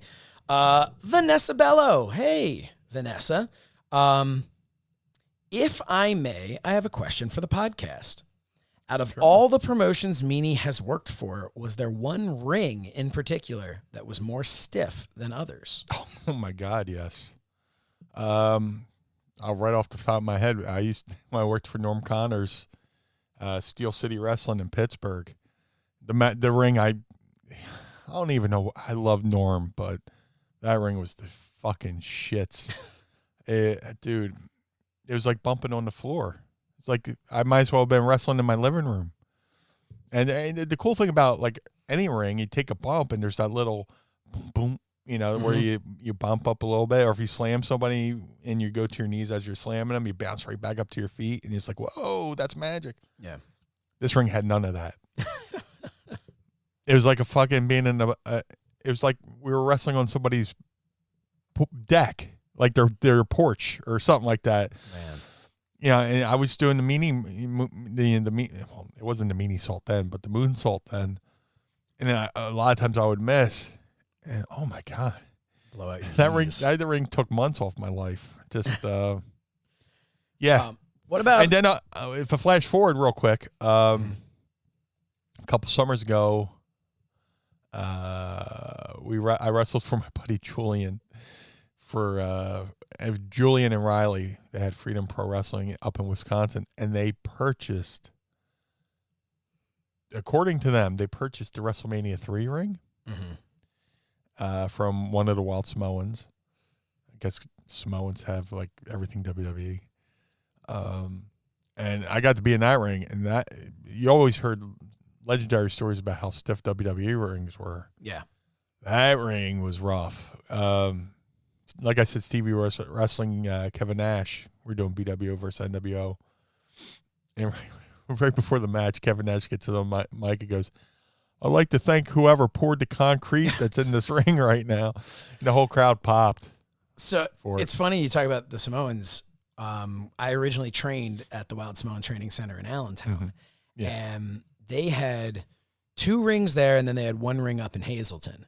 Now the ring up in Hazleton, I wonder if maybe that's the WrestleMania 3 ring that they bought. Could have been. Because it had, well, here's the thing. It had the WWF turnbuckle pads on it, which means absolutely nothing. You know, you can, those turnbuckle pads can go on anything. But it was big. It was a very big ring. 20 by 20. Yeah.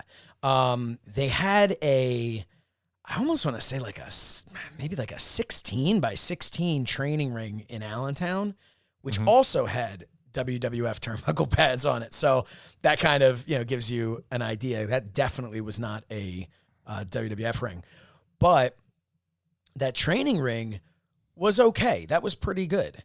The one in Hazleton, I was only in once, and it was solid. Like it wasn't really moving. But they had another ring that was their show ring. That was the one that we rented it for TWF what's that?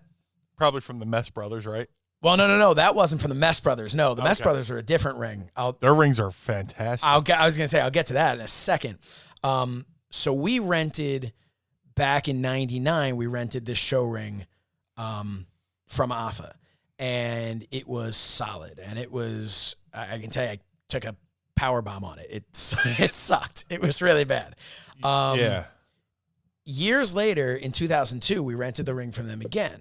And it was rough. It was a rough ring, just dropping an elbow on that, like it, to take your hip apart, landing down on that, That's when you start taking the Nikolai Volkov baby tumbles bumps. Yeah, right. You just flop to, roll to your ass and then slowly roll to your back. Yeah. So what happened with that ring in 2002? That was February 2002. We did another show in April. Scheduling conflicts didn't work out. We couldn't rent the ring from AFA. And that was when we were introduced to Mark Mest.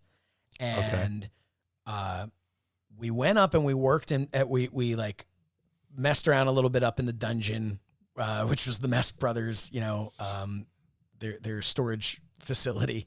But they had this gigantic ring set up there that was it was concrete. It was, and so we've kind of got this little bit of like, oh man, this is going to be rough. Like and he's like, no, we have a show ring. Don't worry. They brought that show ring. And I remember I was wrestling in a 2 out of 3 falls match, so obviously I hate 2 out of 3 falls matches, but go ahead. What's that? I absolutely hate 2 out of 3. Well, obviously it's a 2 out of 3 falls match. So what's happening? You're going 3 falls, you're obviously, nobody ever gets swept in a 2 out of 3 falls match. It's so fucking predictable. So that's why I hate them. I remember I was wrestling my buddy Mangle, and we had actually wrestled a couple months earlier in AFA's ring. And so we go and we mess around before the show starts.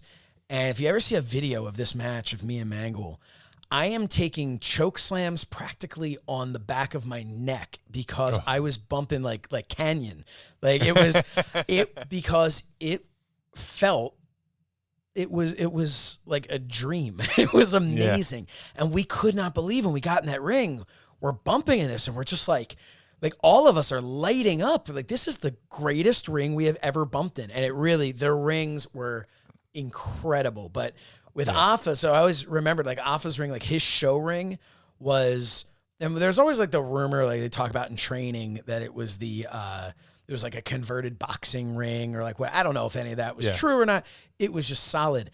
But we used to, like, people would just wait there biting their nails for when we'd get split up in Allentown of which ring you were going to work in and train in, because it was a big class and they had the 2 rings there. Everyone wanted to be in the, what we called the training ring, and no one wanted to be in the show ring.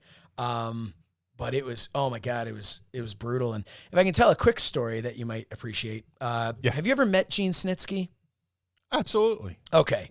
I think you may have talked about it before. Well, Snitsky was training, and also he was kind of training / working for WXW at the time when I was training with AFA.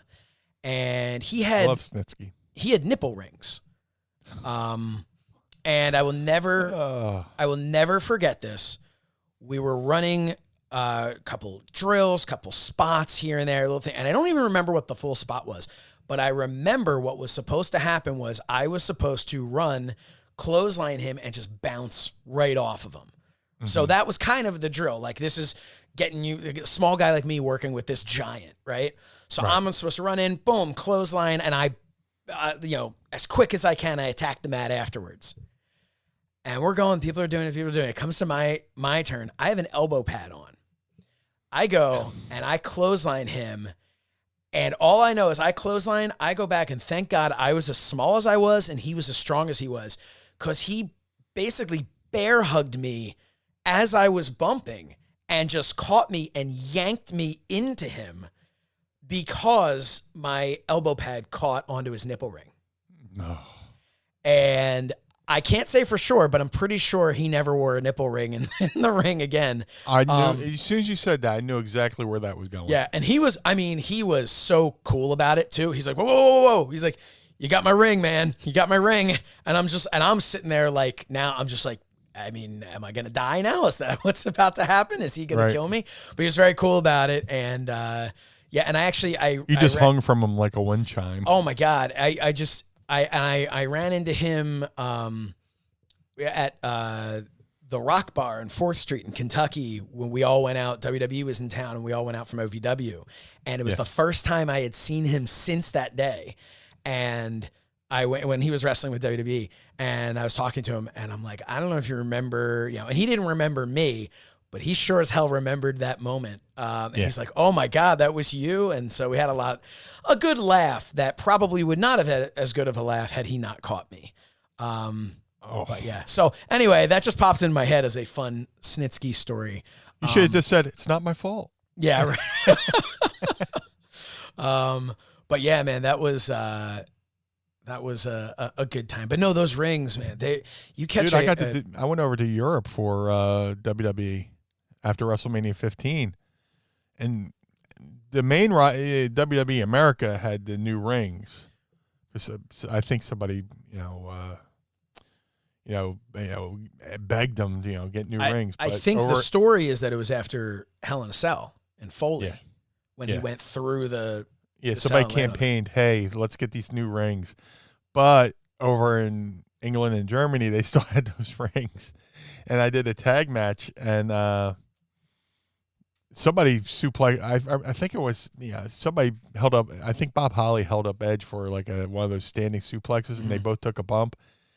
And when Edge bumped, he came up, and he was just like, oh, my God. It's like where he's.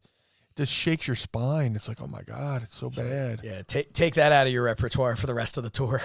Oh my God, it just becomes rest hold city. So that's one of the things I wanted to ask you, and then I realized I was going to ask you from 99 to 2005, but I guess they already had shifted the rings by the time you got there. When I was there, they had new rings. Yeah. What was the so how were their rings compared to like ECW, like coming from the ECW ring? Well, first of all, I mean, you've already got your differences. You've got cable to rope, and you've got the size difference in the ring.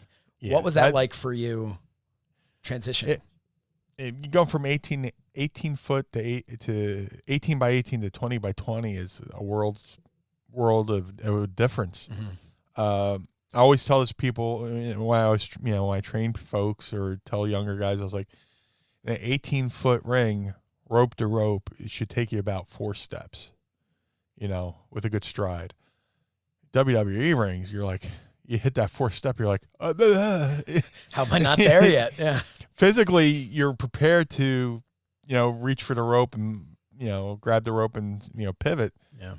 So in the WWE rings, I kind of had to learn how to cut off the ring instead of like backing somebody up to the rope and then shooting them off.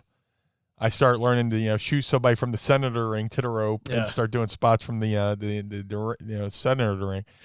And that's kind of why they sent me to the Funkin' Dojo with Dr. Tom and Dory Funk. I told that story either last week or a couple weeks ago to help me get acclimated to a WWE ring. Right. It wasn't so much you need training as a wrestler as much, which I'm sure you can't not walk away from training with those guys learning something. There's no shame in working with Dr. Tom. I know, right? Yeah. Dory Funk. But that makes a lot of sense to say, hey, we want to get you acclimated to. Well, they did that with the WCW guys when they bought WCW. they had him go to. It was a different place then. Was that Tracks at that point? Tracks is where they sent the WCW guys. That's where they had Tough Enough and all that stuff. Where I trained is now the WWE Network building. Right. You know, and there's tons of footage of different classes going through there and stuff. Yeah. The cool thing about taking classes there is like you wander off and there's a shelf full of like all these old WWE tapes with like writing on the spines of different shows, and you're like, can we just watch a tape? Can we watch this or take this? Or yeah. I went back to that building when we did ECW Unreleased Volume 3. Mm-hmm. And then we filmed a special which never fucking aired, where we take over the network, and we're in the same building. And I walked through where the ring used to be and all that stuff. I was like, oh shit, here's where the ring was. All that stuff. Really it's like cool. It's like a commune area where like you have your coffee, your cereal, and stuff like that. Wow. But then I got to walk through where the brain of the WWE network is, which I was like, oh man, this is so fucking cool. It's like, I would love to. Something on my bucket list is a tour of the warehouse. The warehouse. Me too. Meanie, make a call. I'll try because I want to do it too. I know. A couple of years ago, Bruce. I met the archivist when I was there. He was Ben Wander Brown. Is that his name? Yeah, Ben Brown. Yeah, he's a good dude. But a couple of years ago, I know Conrad and Bruce both went. This is before Bruce was back with them or whatever. They and they occasionally rolled out a couple of pictures that they had taken. And there's a video somewhere of like, I guess there was like a tour that went through. Like, I don't know if you won that tour or whatever it was. But man, that is, to me, that is, if someone was like, you can go to the warehouse or you can get front row tickets to WrestleMania, it's the warehouse all the way. I'll go to the warehouse. Like, man, that just thinking about that is exciting. But when I was in OVW, the ring that we had there was a WWE ring. Now, I don't know, based on your story that you're telling now, makes me wonder, because I know when WWE left, I know it was a WWE ring because when WWE left, there was a new ring the next day when they left OVW, because I was there during that transition period. And there was a new ring that came in. But it was a WWE ring. It had the ropes. It had the pads. It had, and I remember my first day of training, I went in there and Kevin Keenan, who was a referee there, who I had actually had a hand in training when he was starting at AFA's, and I had already been at AFA's for a while, and AFA's like, get in the ring, teach him some bumps, show him, like things like that. So it had kind of come full circle that he had helped me get down to OVW. And, so he's like, have you bumped yet? I'm like, no. I'm like, can I, I'm like, look around. I'm like, can I? He's like, did you give Joey your money yet? I'm like, yeah. He's like, you can do whatever you want now. So I went in and I'm thinking to myself, this is the WWE ring. I'm about to bump in the sweetest ring imaginable. And I jumped as high as I could jump, and I took that bump, and man, did it hurt like a son of a bitch. And now I'm starting to wonder. And you're trying not to know. You're trying to know something. Oh yeah. You're like, oh, good. Yeah, I'm good. And as time went on, I mean, there's video somewhere if people want to try hard enough to find it. There's video somewhere on the internet of me jobbing out in some sort of dark match thing or something like that, and I'm taking like a spinning power bomb thing, and I took it like a champ, but it never hurt less, and now I'm wondering, WWE gave that ring, but I'm starting to wonder if this, like the story you're telling, if WWE's like, we've got our great rings for our show rings and all this stuff, and OVW needs a ring, give them one of those old rings. So I wonder. But I just, upstairs and I may have told this on the story once before, but upstairs, at OVW, they had like this, almost like crow's nest type situation. Like they had a hard cam that was all the way up there that shot down and random boxes, whatever. And one day I walk up there, and cause we would usually go up there, it was a good spot to talk over a match or do whatever. And I see a box filled to the brim with WWF turnbuckle pads. I'm talking blue and gold turnbuckle pads.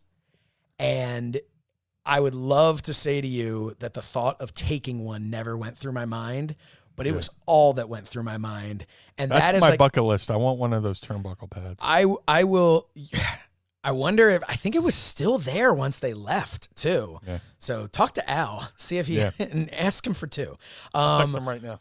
But yeah, seriously. But I remember like looking at those and it's, I almost use that as like my gauge on my, my moral compass where I can tell you I'm a good person because I didn't steal one of those. Yeah. Because no one would have known.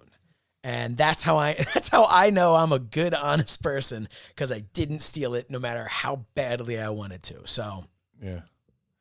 And that's all I've got. So it was a question to you, and I feel like I just hijacked. No. There's look, the stories are great.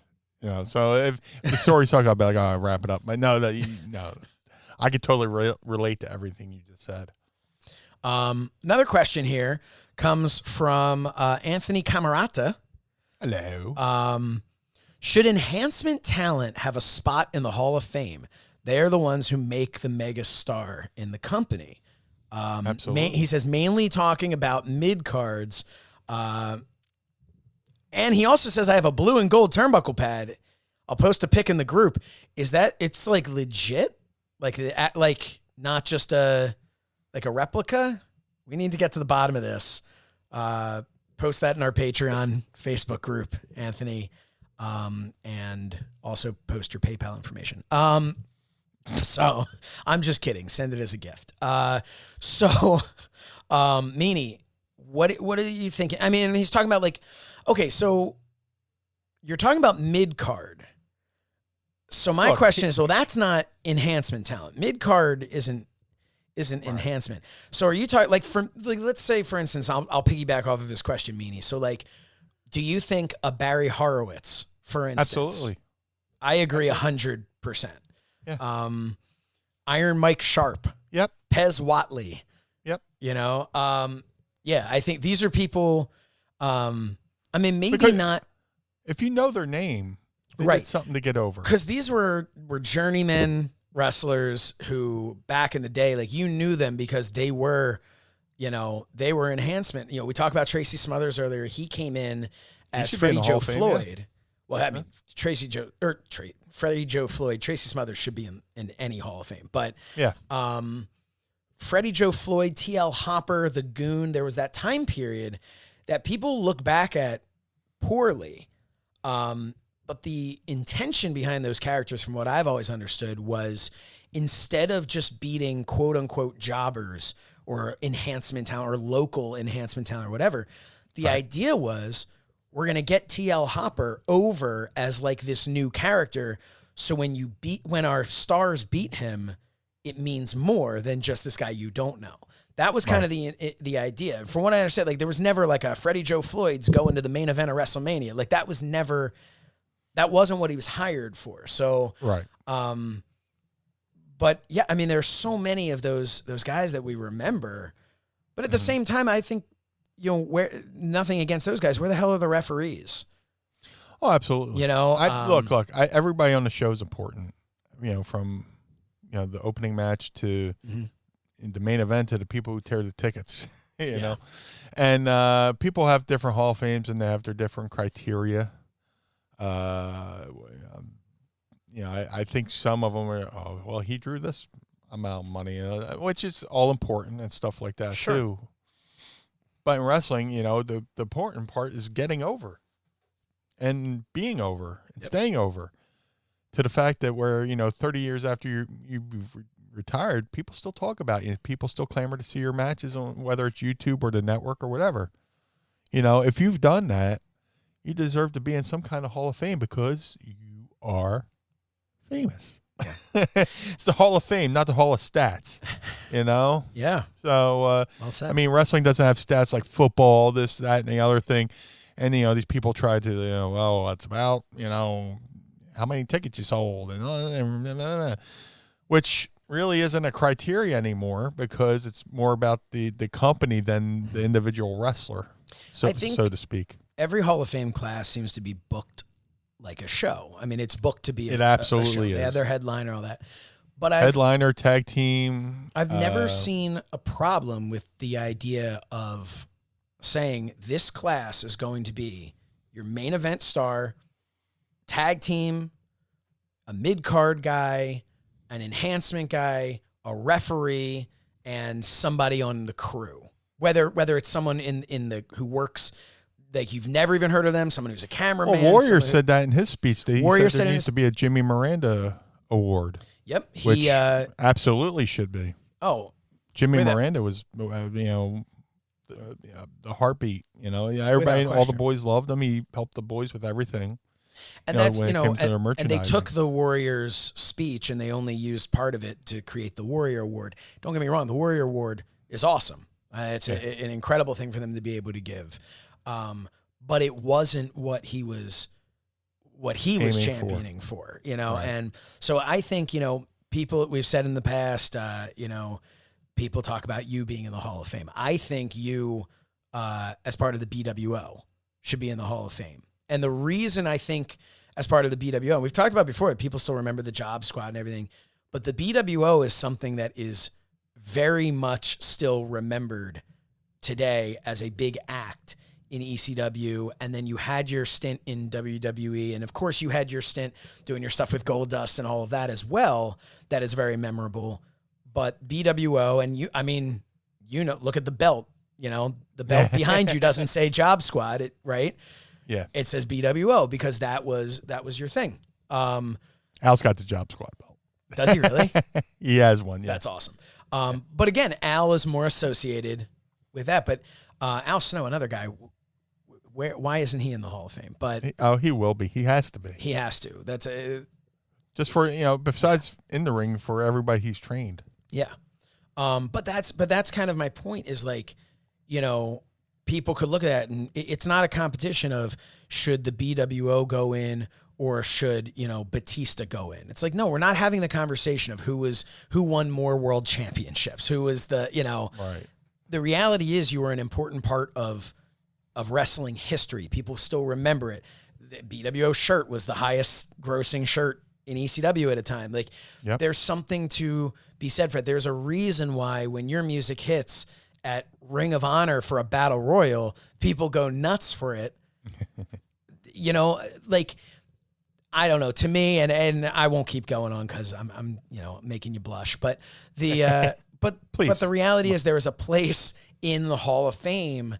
Because like you said, everybody matters, but at the same time, if you don't have that comedy match, if you don't have that the squash match, if you don't have the classic catch-as-catch-can wrestling, there needs to be a little bit of everything. I've heard Eric Bischoff before talk about it as being a buffet. A wrestling show should be a buffet. Yep. So to me, I usually say a wrestling show. Buffet is a good term, but bowl of Chex Mix. You might not like the pretzel, but you like the peanuts or the cereal or something like that. But you take one component out of that, and it's not the same, and that's why I think so. It's So I mean, short wrestling answer. Shows have ebbs and flows and all that stuff, and you can't have you got to bring them up, you got to bring them down, up down, make them laugh, make them cry. Yeah. And, in ECW, we were placed perfectly to where, like, something either spectacular happened or, something really violent happened and they need to lighten the mood.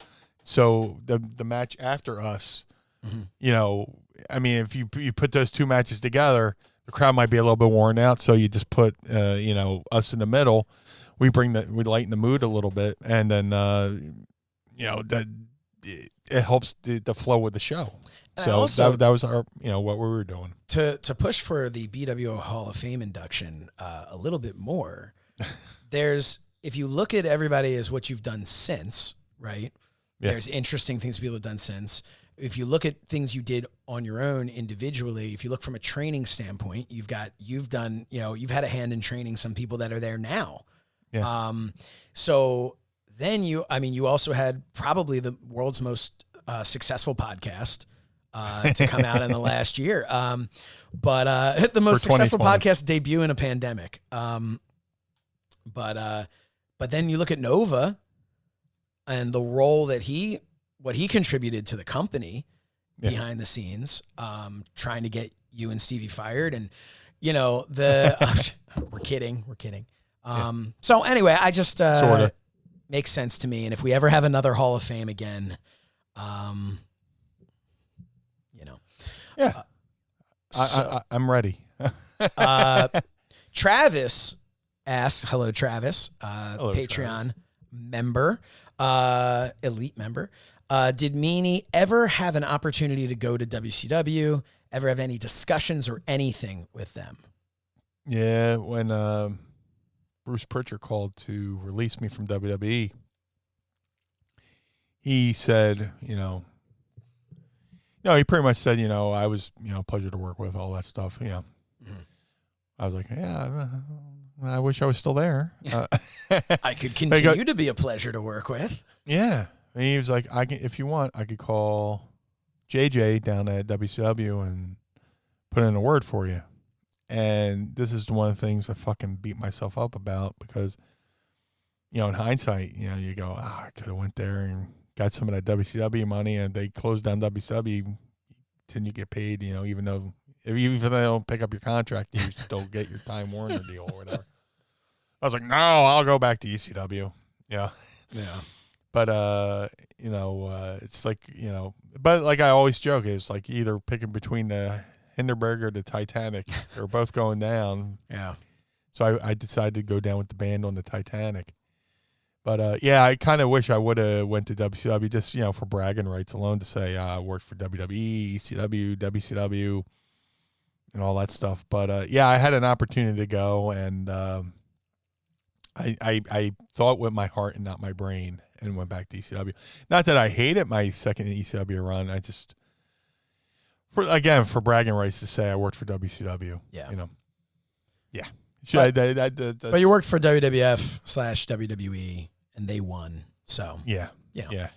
as far as bragging rights go, I'll tell you what, we're gonna take a quick break here and tell you a little bit about our merch. And when we come back, 2 more Ask Meanie Anything questions. Sound good?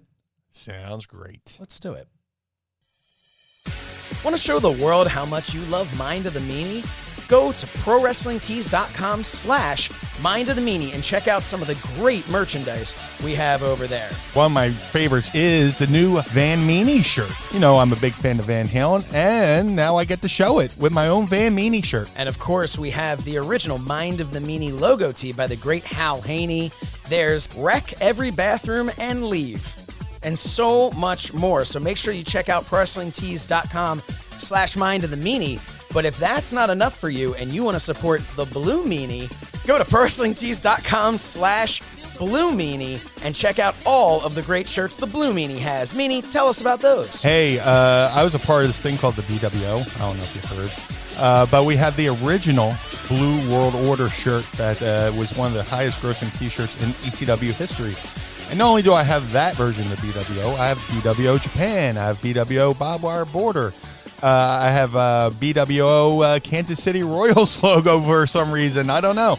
But go over to ProWrestlingTees.com/Blue Meanie and get yourself one of the original BWO shirts, man. And if you feel like you really, really need to, you can also go to ProWrestlingTees.com/So Says Shernoff and check out some of the merchandise that I have over there, like the Shernoff tie shirt, or the very popular Sarcasm is My Superpower shirt. My favorite. But wait, there's more. Because if we're talking about wrestling shirts, then we have to be talking about the wrestling brand. Collar and Elbow brand.com.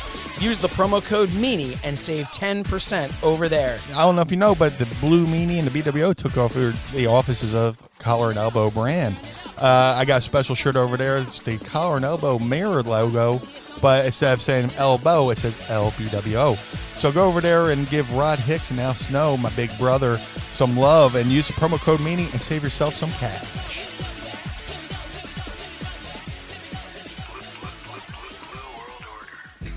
Like what you hear on Mind of the Meanie? Then come join us over at patreon.com/Mind of the Meanie and become an official member of the Pod Squad. We have exclusive merch, monthly watch-alongs voted by you, plus You get to watch every episode of Mind of the Meanie live. It's like Fight Club, except we talk about it. And if you want to be a super secret Pod Squad member, come join us on Patreon. And aside from everything I mentioned before, you also get 20% off all of your merchandise over at ProWrestlingTees.com/Mind of the Meanie. And there's just so much more. So head on over to Patreon.com/Mind of the Meanie. Check out everything we have to offer and become an official Pod Squad member today. Say hello to the Pod Squad, man. All right. Thank you for listening to those wonderful commercials. Yes. Another question Hopefully here pay the from bills. Samurai Artist Management. What's your favorite venue to wrestle in? You may have answered this once before, but I don't remember, so I figured might as well ask you again. I mean, ECW Arena is my always go-to because, that's where I made my name. Mm-hmm. But if I had to pick something that wasn't the ECW Arena, oh, man. I mean, of course, the Garden, but I only worked there twice. I wish I could have worked the Spectrum. If I had to pick, probably I would have to say the Golden Dome in Monaca, PA, for the in Ross Raver, Pennsylvania, where the that was the ice rink. The Monaca, the Golden Dome in Monaca, Pennsylvania, where they had the November to Remember. I forget which number. I think it was 97. That was a blast to work in, because just every time you pulled up to the building and it had it's like an arena, but it was like almost like a football stadium dome, where like I always called the building looked like a lemon meringue pie from the outside, because it had this like white dome and it's like ripply and stuff like that.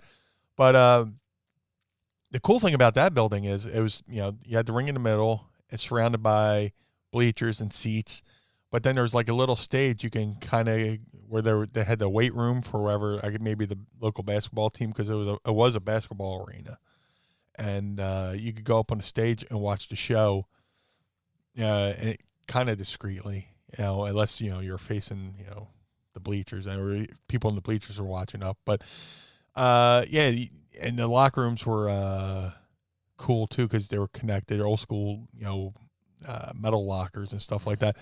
If you watch the November to Remember, somebody just posted this on Instagram, where Al Snow was scheduled to wrestle in November to Remember, and he had to back out due to an injury, and he's having an argument with the head. And he said the head stooged him off to the office, and they pulled him from the pay-per-view. But in the background, you see me, like, it's like kind of like an Alfred Hitchcock thing, where you just see like me out of character getting ready for the match, where I'm, putting on my Daisy Dukes and my half shirt and painting up my face. And wow. like me and Nova are like looking at Al, like, is he really talking to the head? Stuff like that. So that was all filmed in Monaca, Pennsylvania. There's a lot of cool, promos there. But yeah, that was a great building, great atmosphere. Crowd was always rowdy there. That was the arena where Sandman and New Jack took a bunch of acid, and they thought Sabu had a little mini dog, little like poodle / whatever, and they took so much acid they thought Sabu's dog was a lizard. And that night, New Jack goes to the ring. Like, New Jack was walking around the back of the locker room going, "Here, lizard, lizard, lizard, lizard, lizard," to Sabu's dog. Wow. And then he goes down and does his match, and gets on the mic during the match. He goes, "Here, lizard, lizard, lizard, lizard." And I walk past Sandman. He's looking at me like this with his teeth grit like this. I'm like, "Hack, are you okay?" He goes, "I'm on my 5th hit of acid." I'm like, "Oh, well, that's great." Wow. You have fun. Yeah. So like so many funny memories from there. ECW, to say it was a once in a lifetime type of promotion. Dude, it's every rock and roll movie you can imagine. Yeah. From Almost Famous, the Spinal, like I said, with Spinal Tap, where, you hear all those rock and roll folklore and tales and stuff like that. I experienced that with ECW, Yeah. Whether it's backstage or back at the hotel and all that good shit. So, yeah, Monaco, PA. Yeah, Pittsburgh in general has a spot in my heart for my career.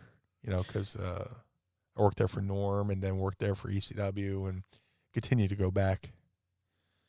Pittsburgh has always got a good spot. Yeah, it's also a spot in my heart. I spent a lot of time putting myself over talking about places I wrestled before, but man, did you and I wrestle at different places. Like my favorite one would have to be that skating rink on 309, or these tiny, like you've got like such cool stories. Here's a question from David Crumpton. He asks, are we related? So reason to join, there he is. Reason to join Patreon, so you can see. No, we're not. Grow that beard a little bit more. Yeah. Maybe. So here's our last question here comes from Adam Scholes, our good friend across the pond, lying in bed, listening right now. Yeah. He says, hashtag Ask Meanie, who is / was your favorite British band? Mine is Whitesnake. Oh. Favorite British band? Oh. Oh, man. There's so many of them. I'll give you a little, they were over, but they should have been bigger. The Wild Hearts. Yeah, the Wild Hearts are a really good British band. Probably one of my favorites. A lot of their songs I listen to, and I keep singing their praises. Currently, it's probably the Struts. There you go. Yeah. Me and Mrs. Meanie love the Struts. Current British band. Well, no, I'm trying to put them over and put them in context. The Wild Hearts, I saw, I have a friend, Nicky DeBat. That's his nickname. His last name is not The Bat. Nicky DeBat. We went to see The Darkness at the TLA in Philly, and he's like, oh, there's a great band opening up there, the Wild Hearts. And I'm a big fan of The Darkness, too, another British band. Everybody goes, oh, they all one-hit wonder, but the rest of their fucking albums are fucking great guitarmanship, great musicianship, all this stuff. So we go to go see The Darkness, but the Wild Hearts are open up, and the Wild Hearts, I would say, blew The Darkness off the stage. A little bit punk poppy. They kind of remind me of Cheap Trick a little bit. They get a little bit of that Cheap Trick sound, a little bit heavier. But yeah, and then they came back around on a solo tour, and I got to see them at like a little small club here in Philly. It might have been 1,000 people, 1,200.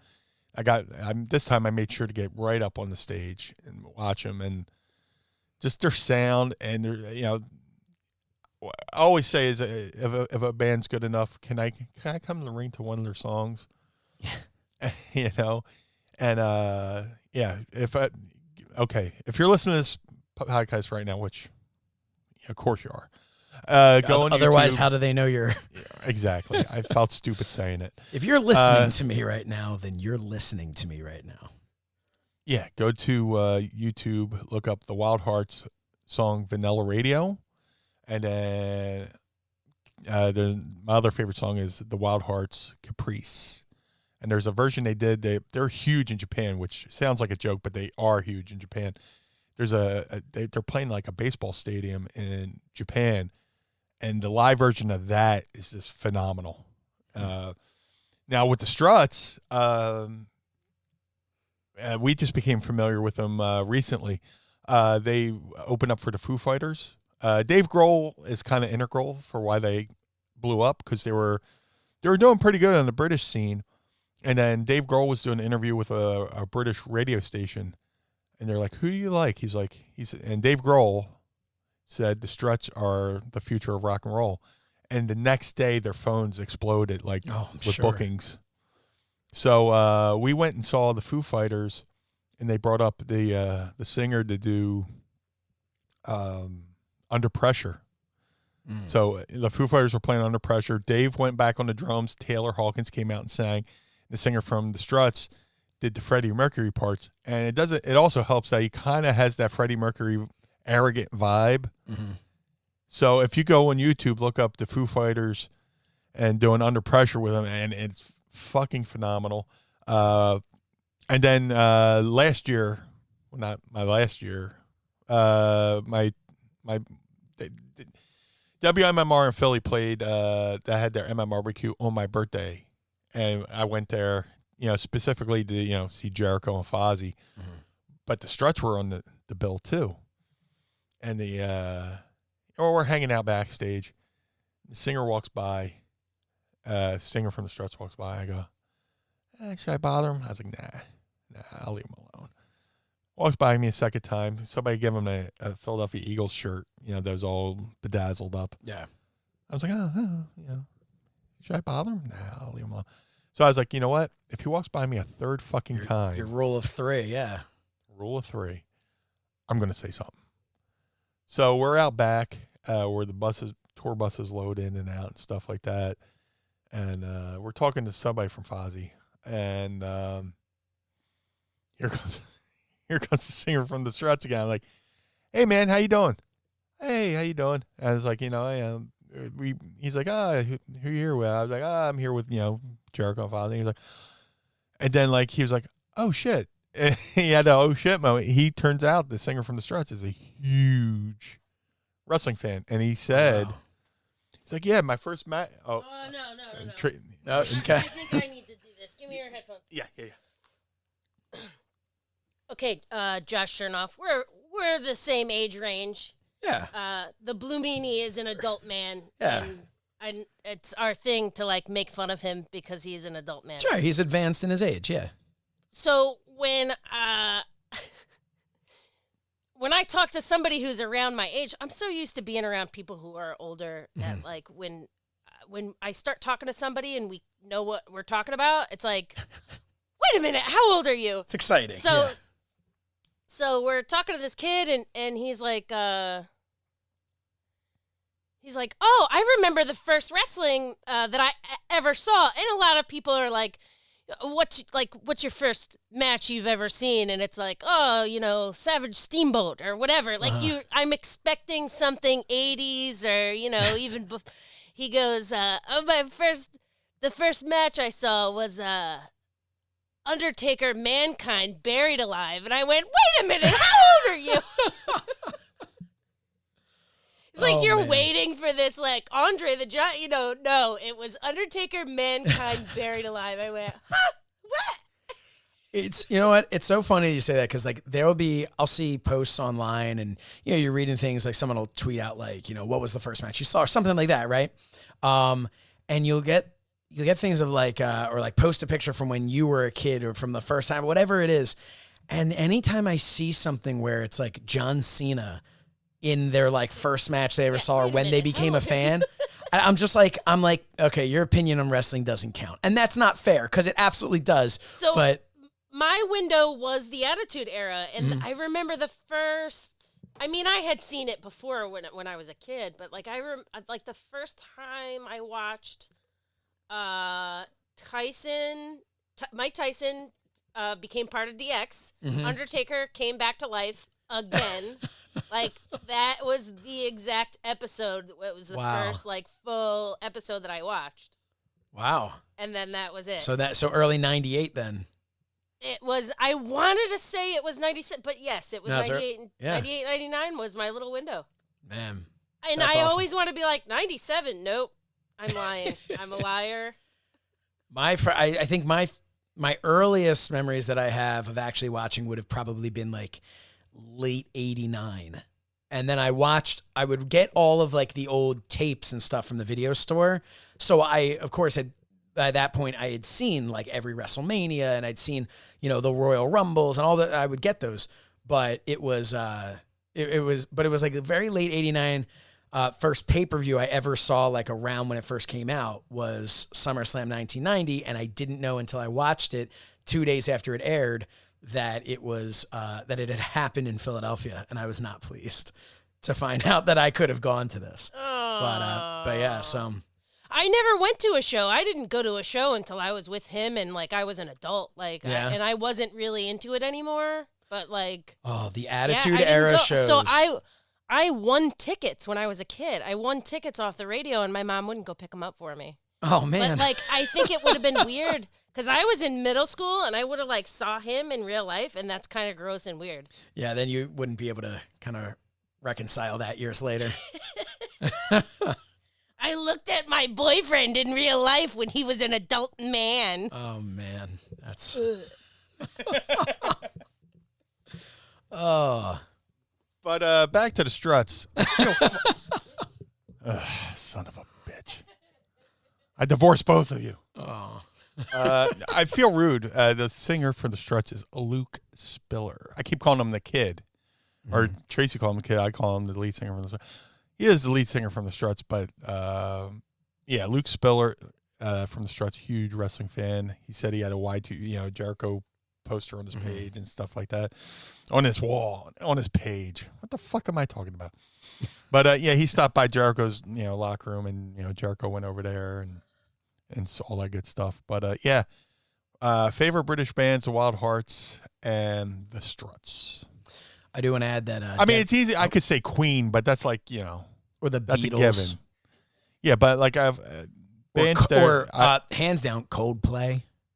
Yeah, I was joking, but if you really liked them, I wasn't going to shit on them. No, they've got. They look as musicians. I like them. Yeah, I don't hate them. No, not a fan of that song. If I could give the rub to the Wild Hearts, a lot of people should go out and discover the Wild Hearts. Yeah, they do an amazing version. Okay, they do an amazing cover of the Cheers theme. And they open it with the theme from Taxi. And then it goes into the Cheers theme. They do the Cheers theme. And then they close it with the Taxi theme again, which is awesome. That's really cool. Very punk rock. I watched all that stuff on like Nick at Night.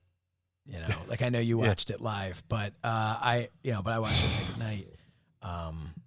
They used to air all like the things from like your childhood, like I Love Lucy and shows like that.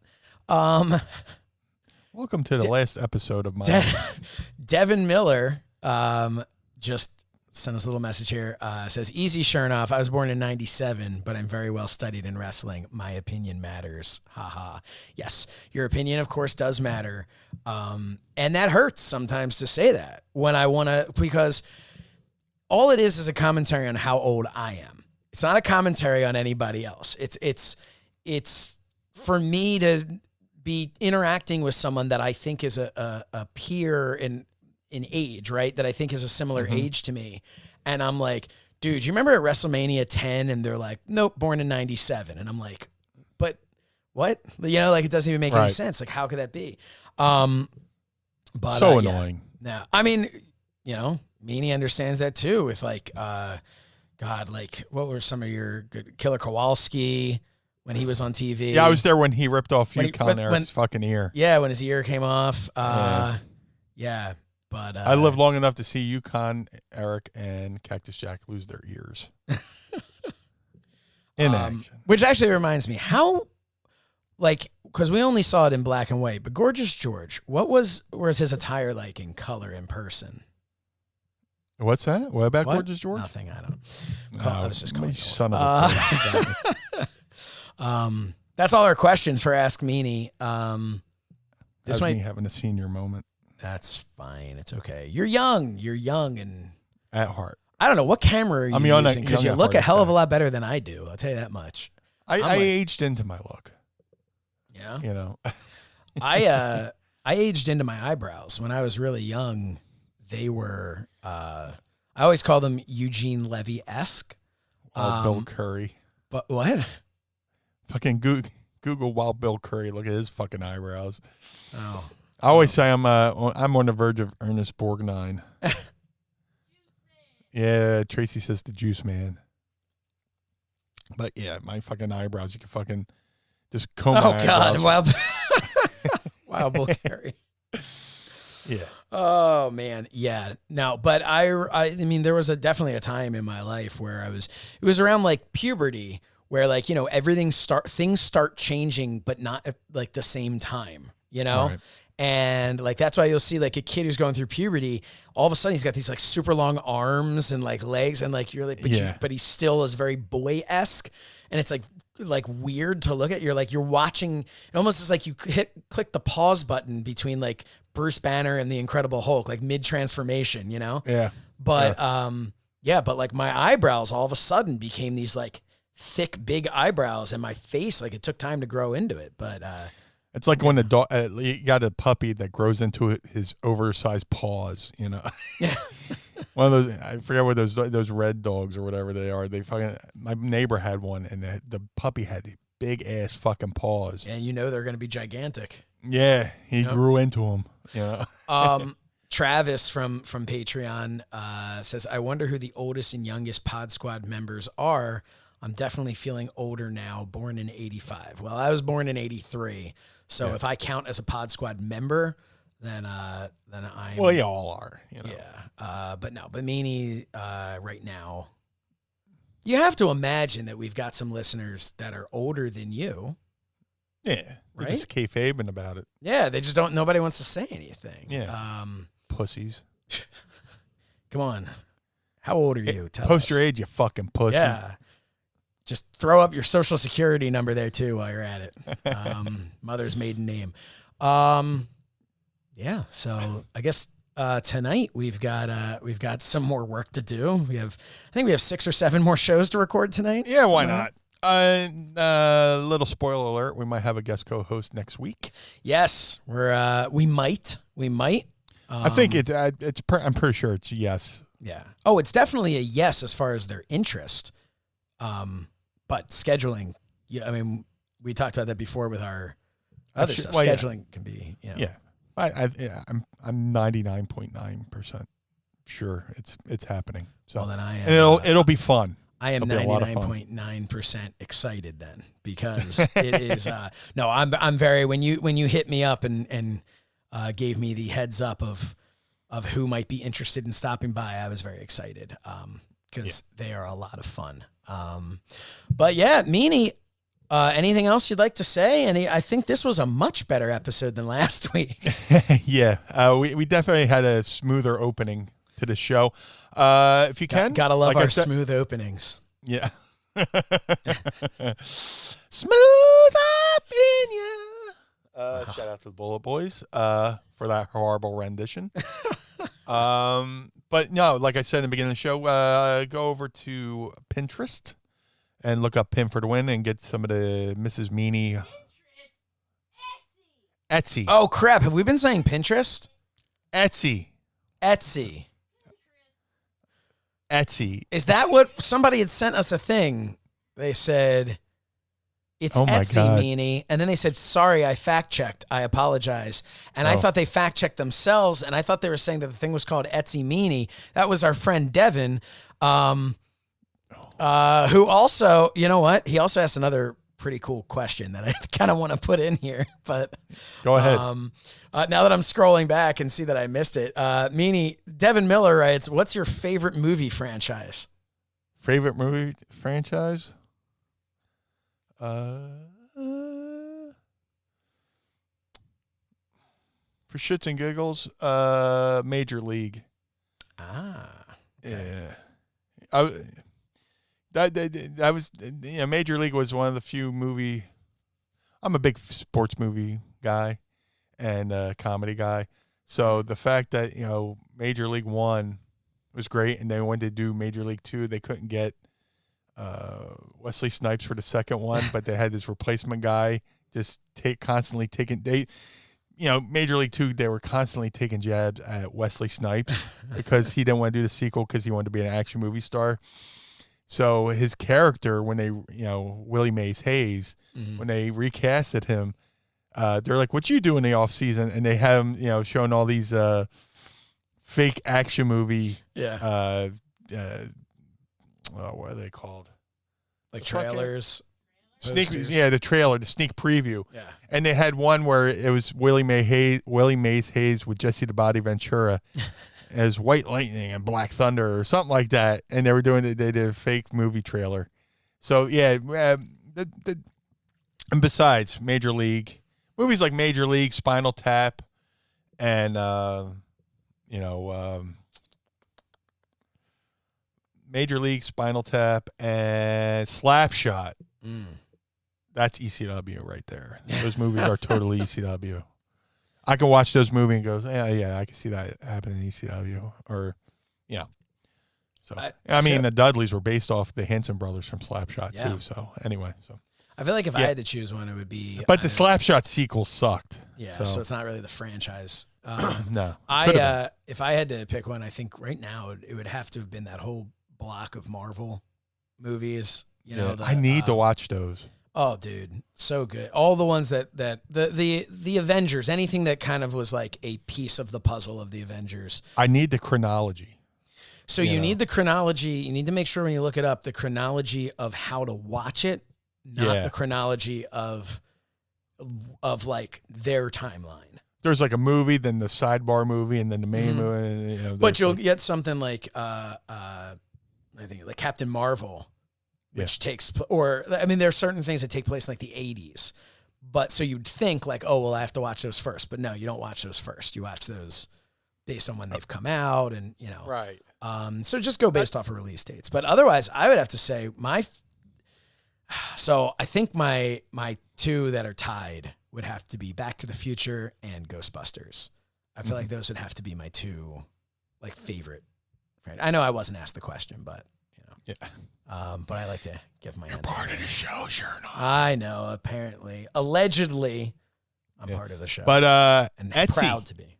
Etsy. Go to Etsy. Pin for the win. Take this word. Okay. Take this and splice it in. Etsy. You have to go to her. You have to go to her Etsy page. Yeah. It's Etsy/pin for the win.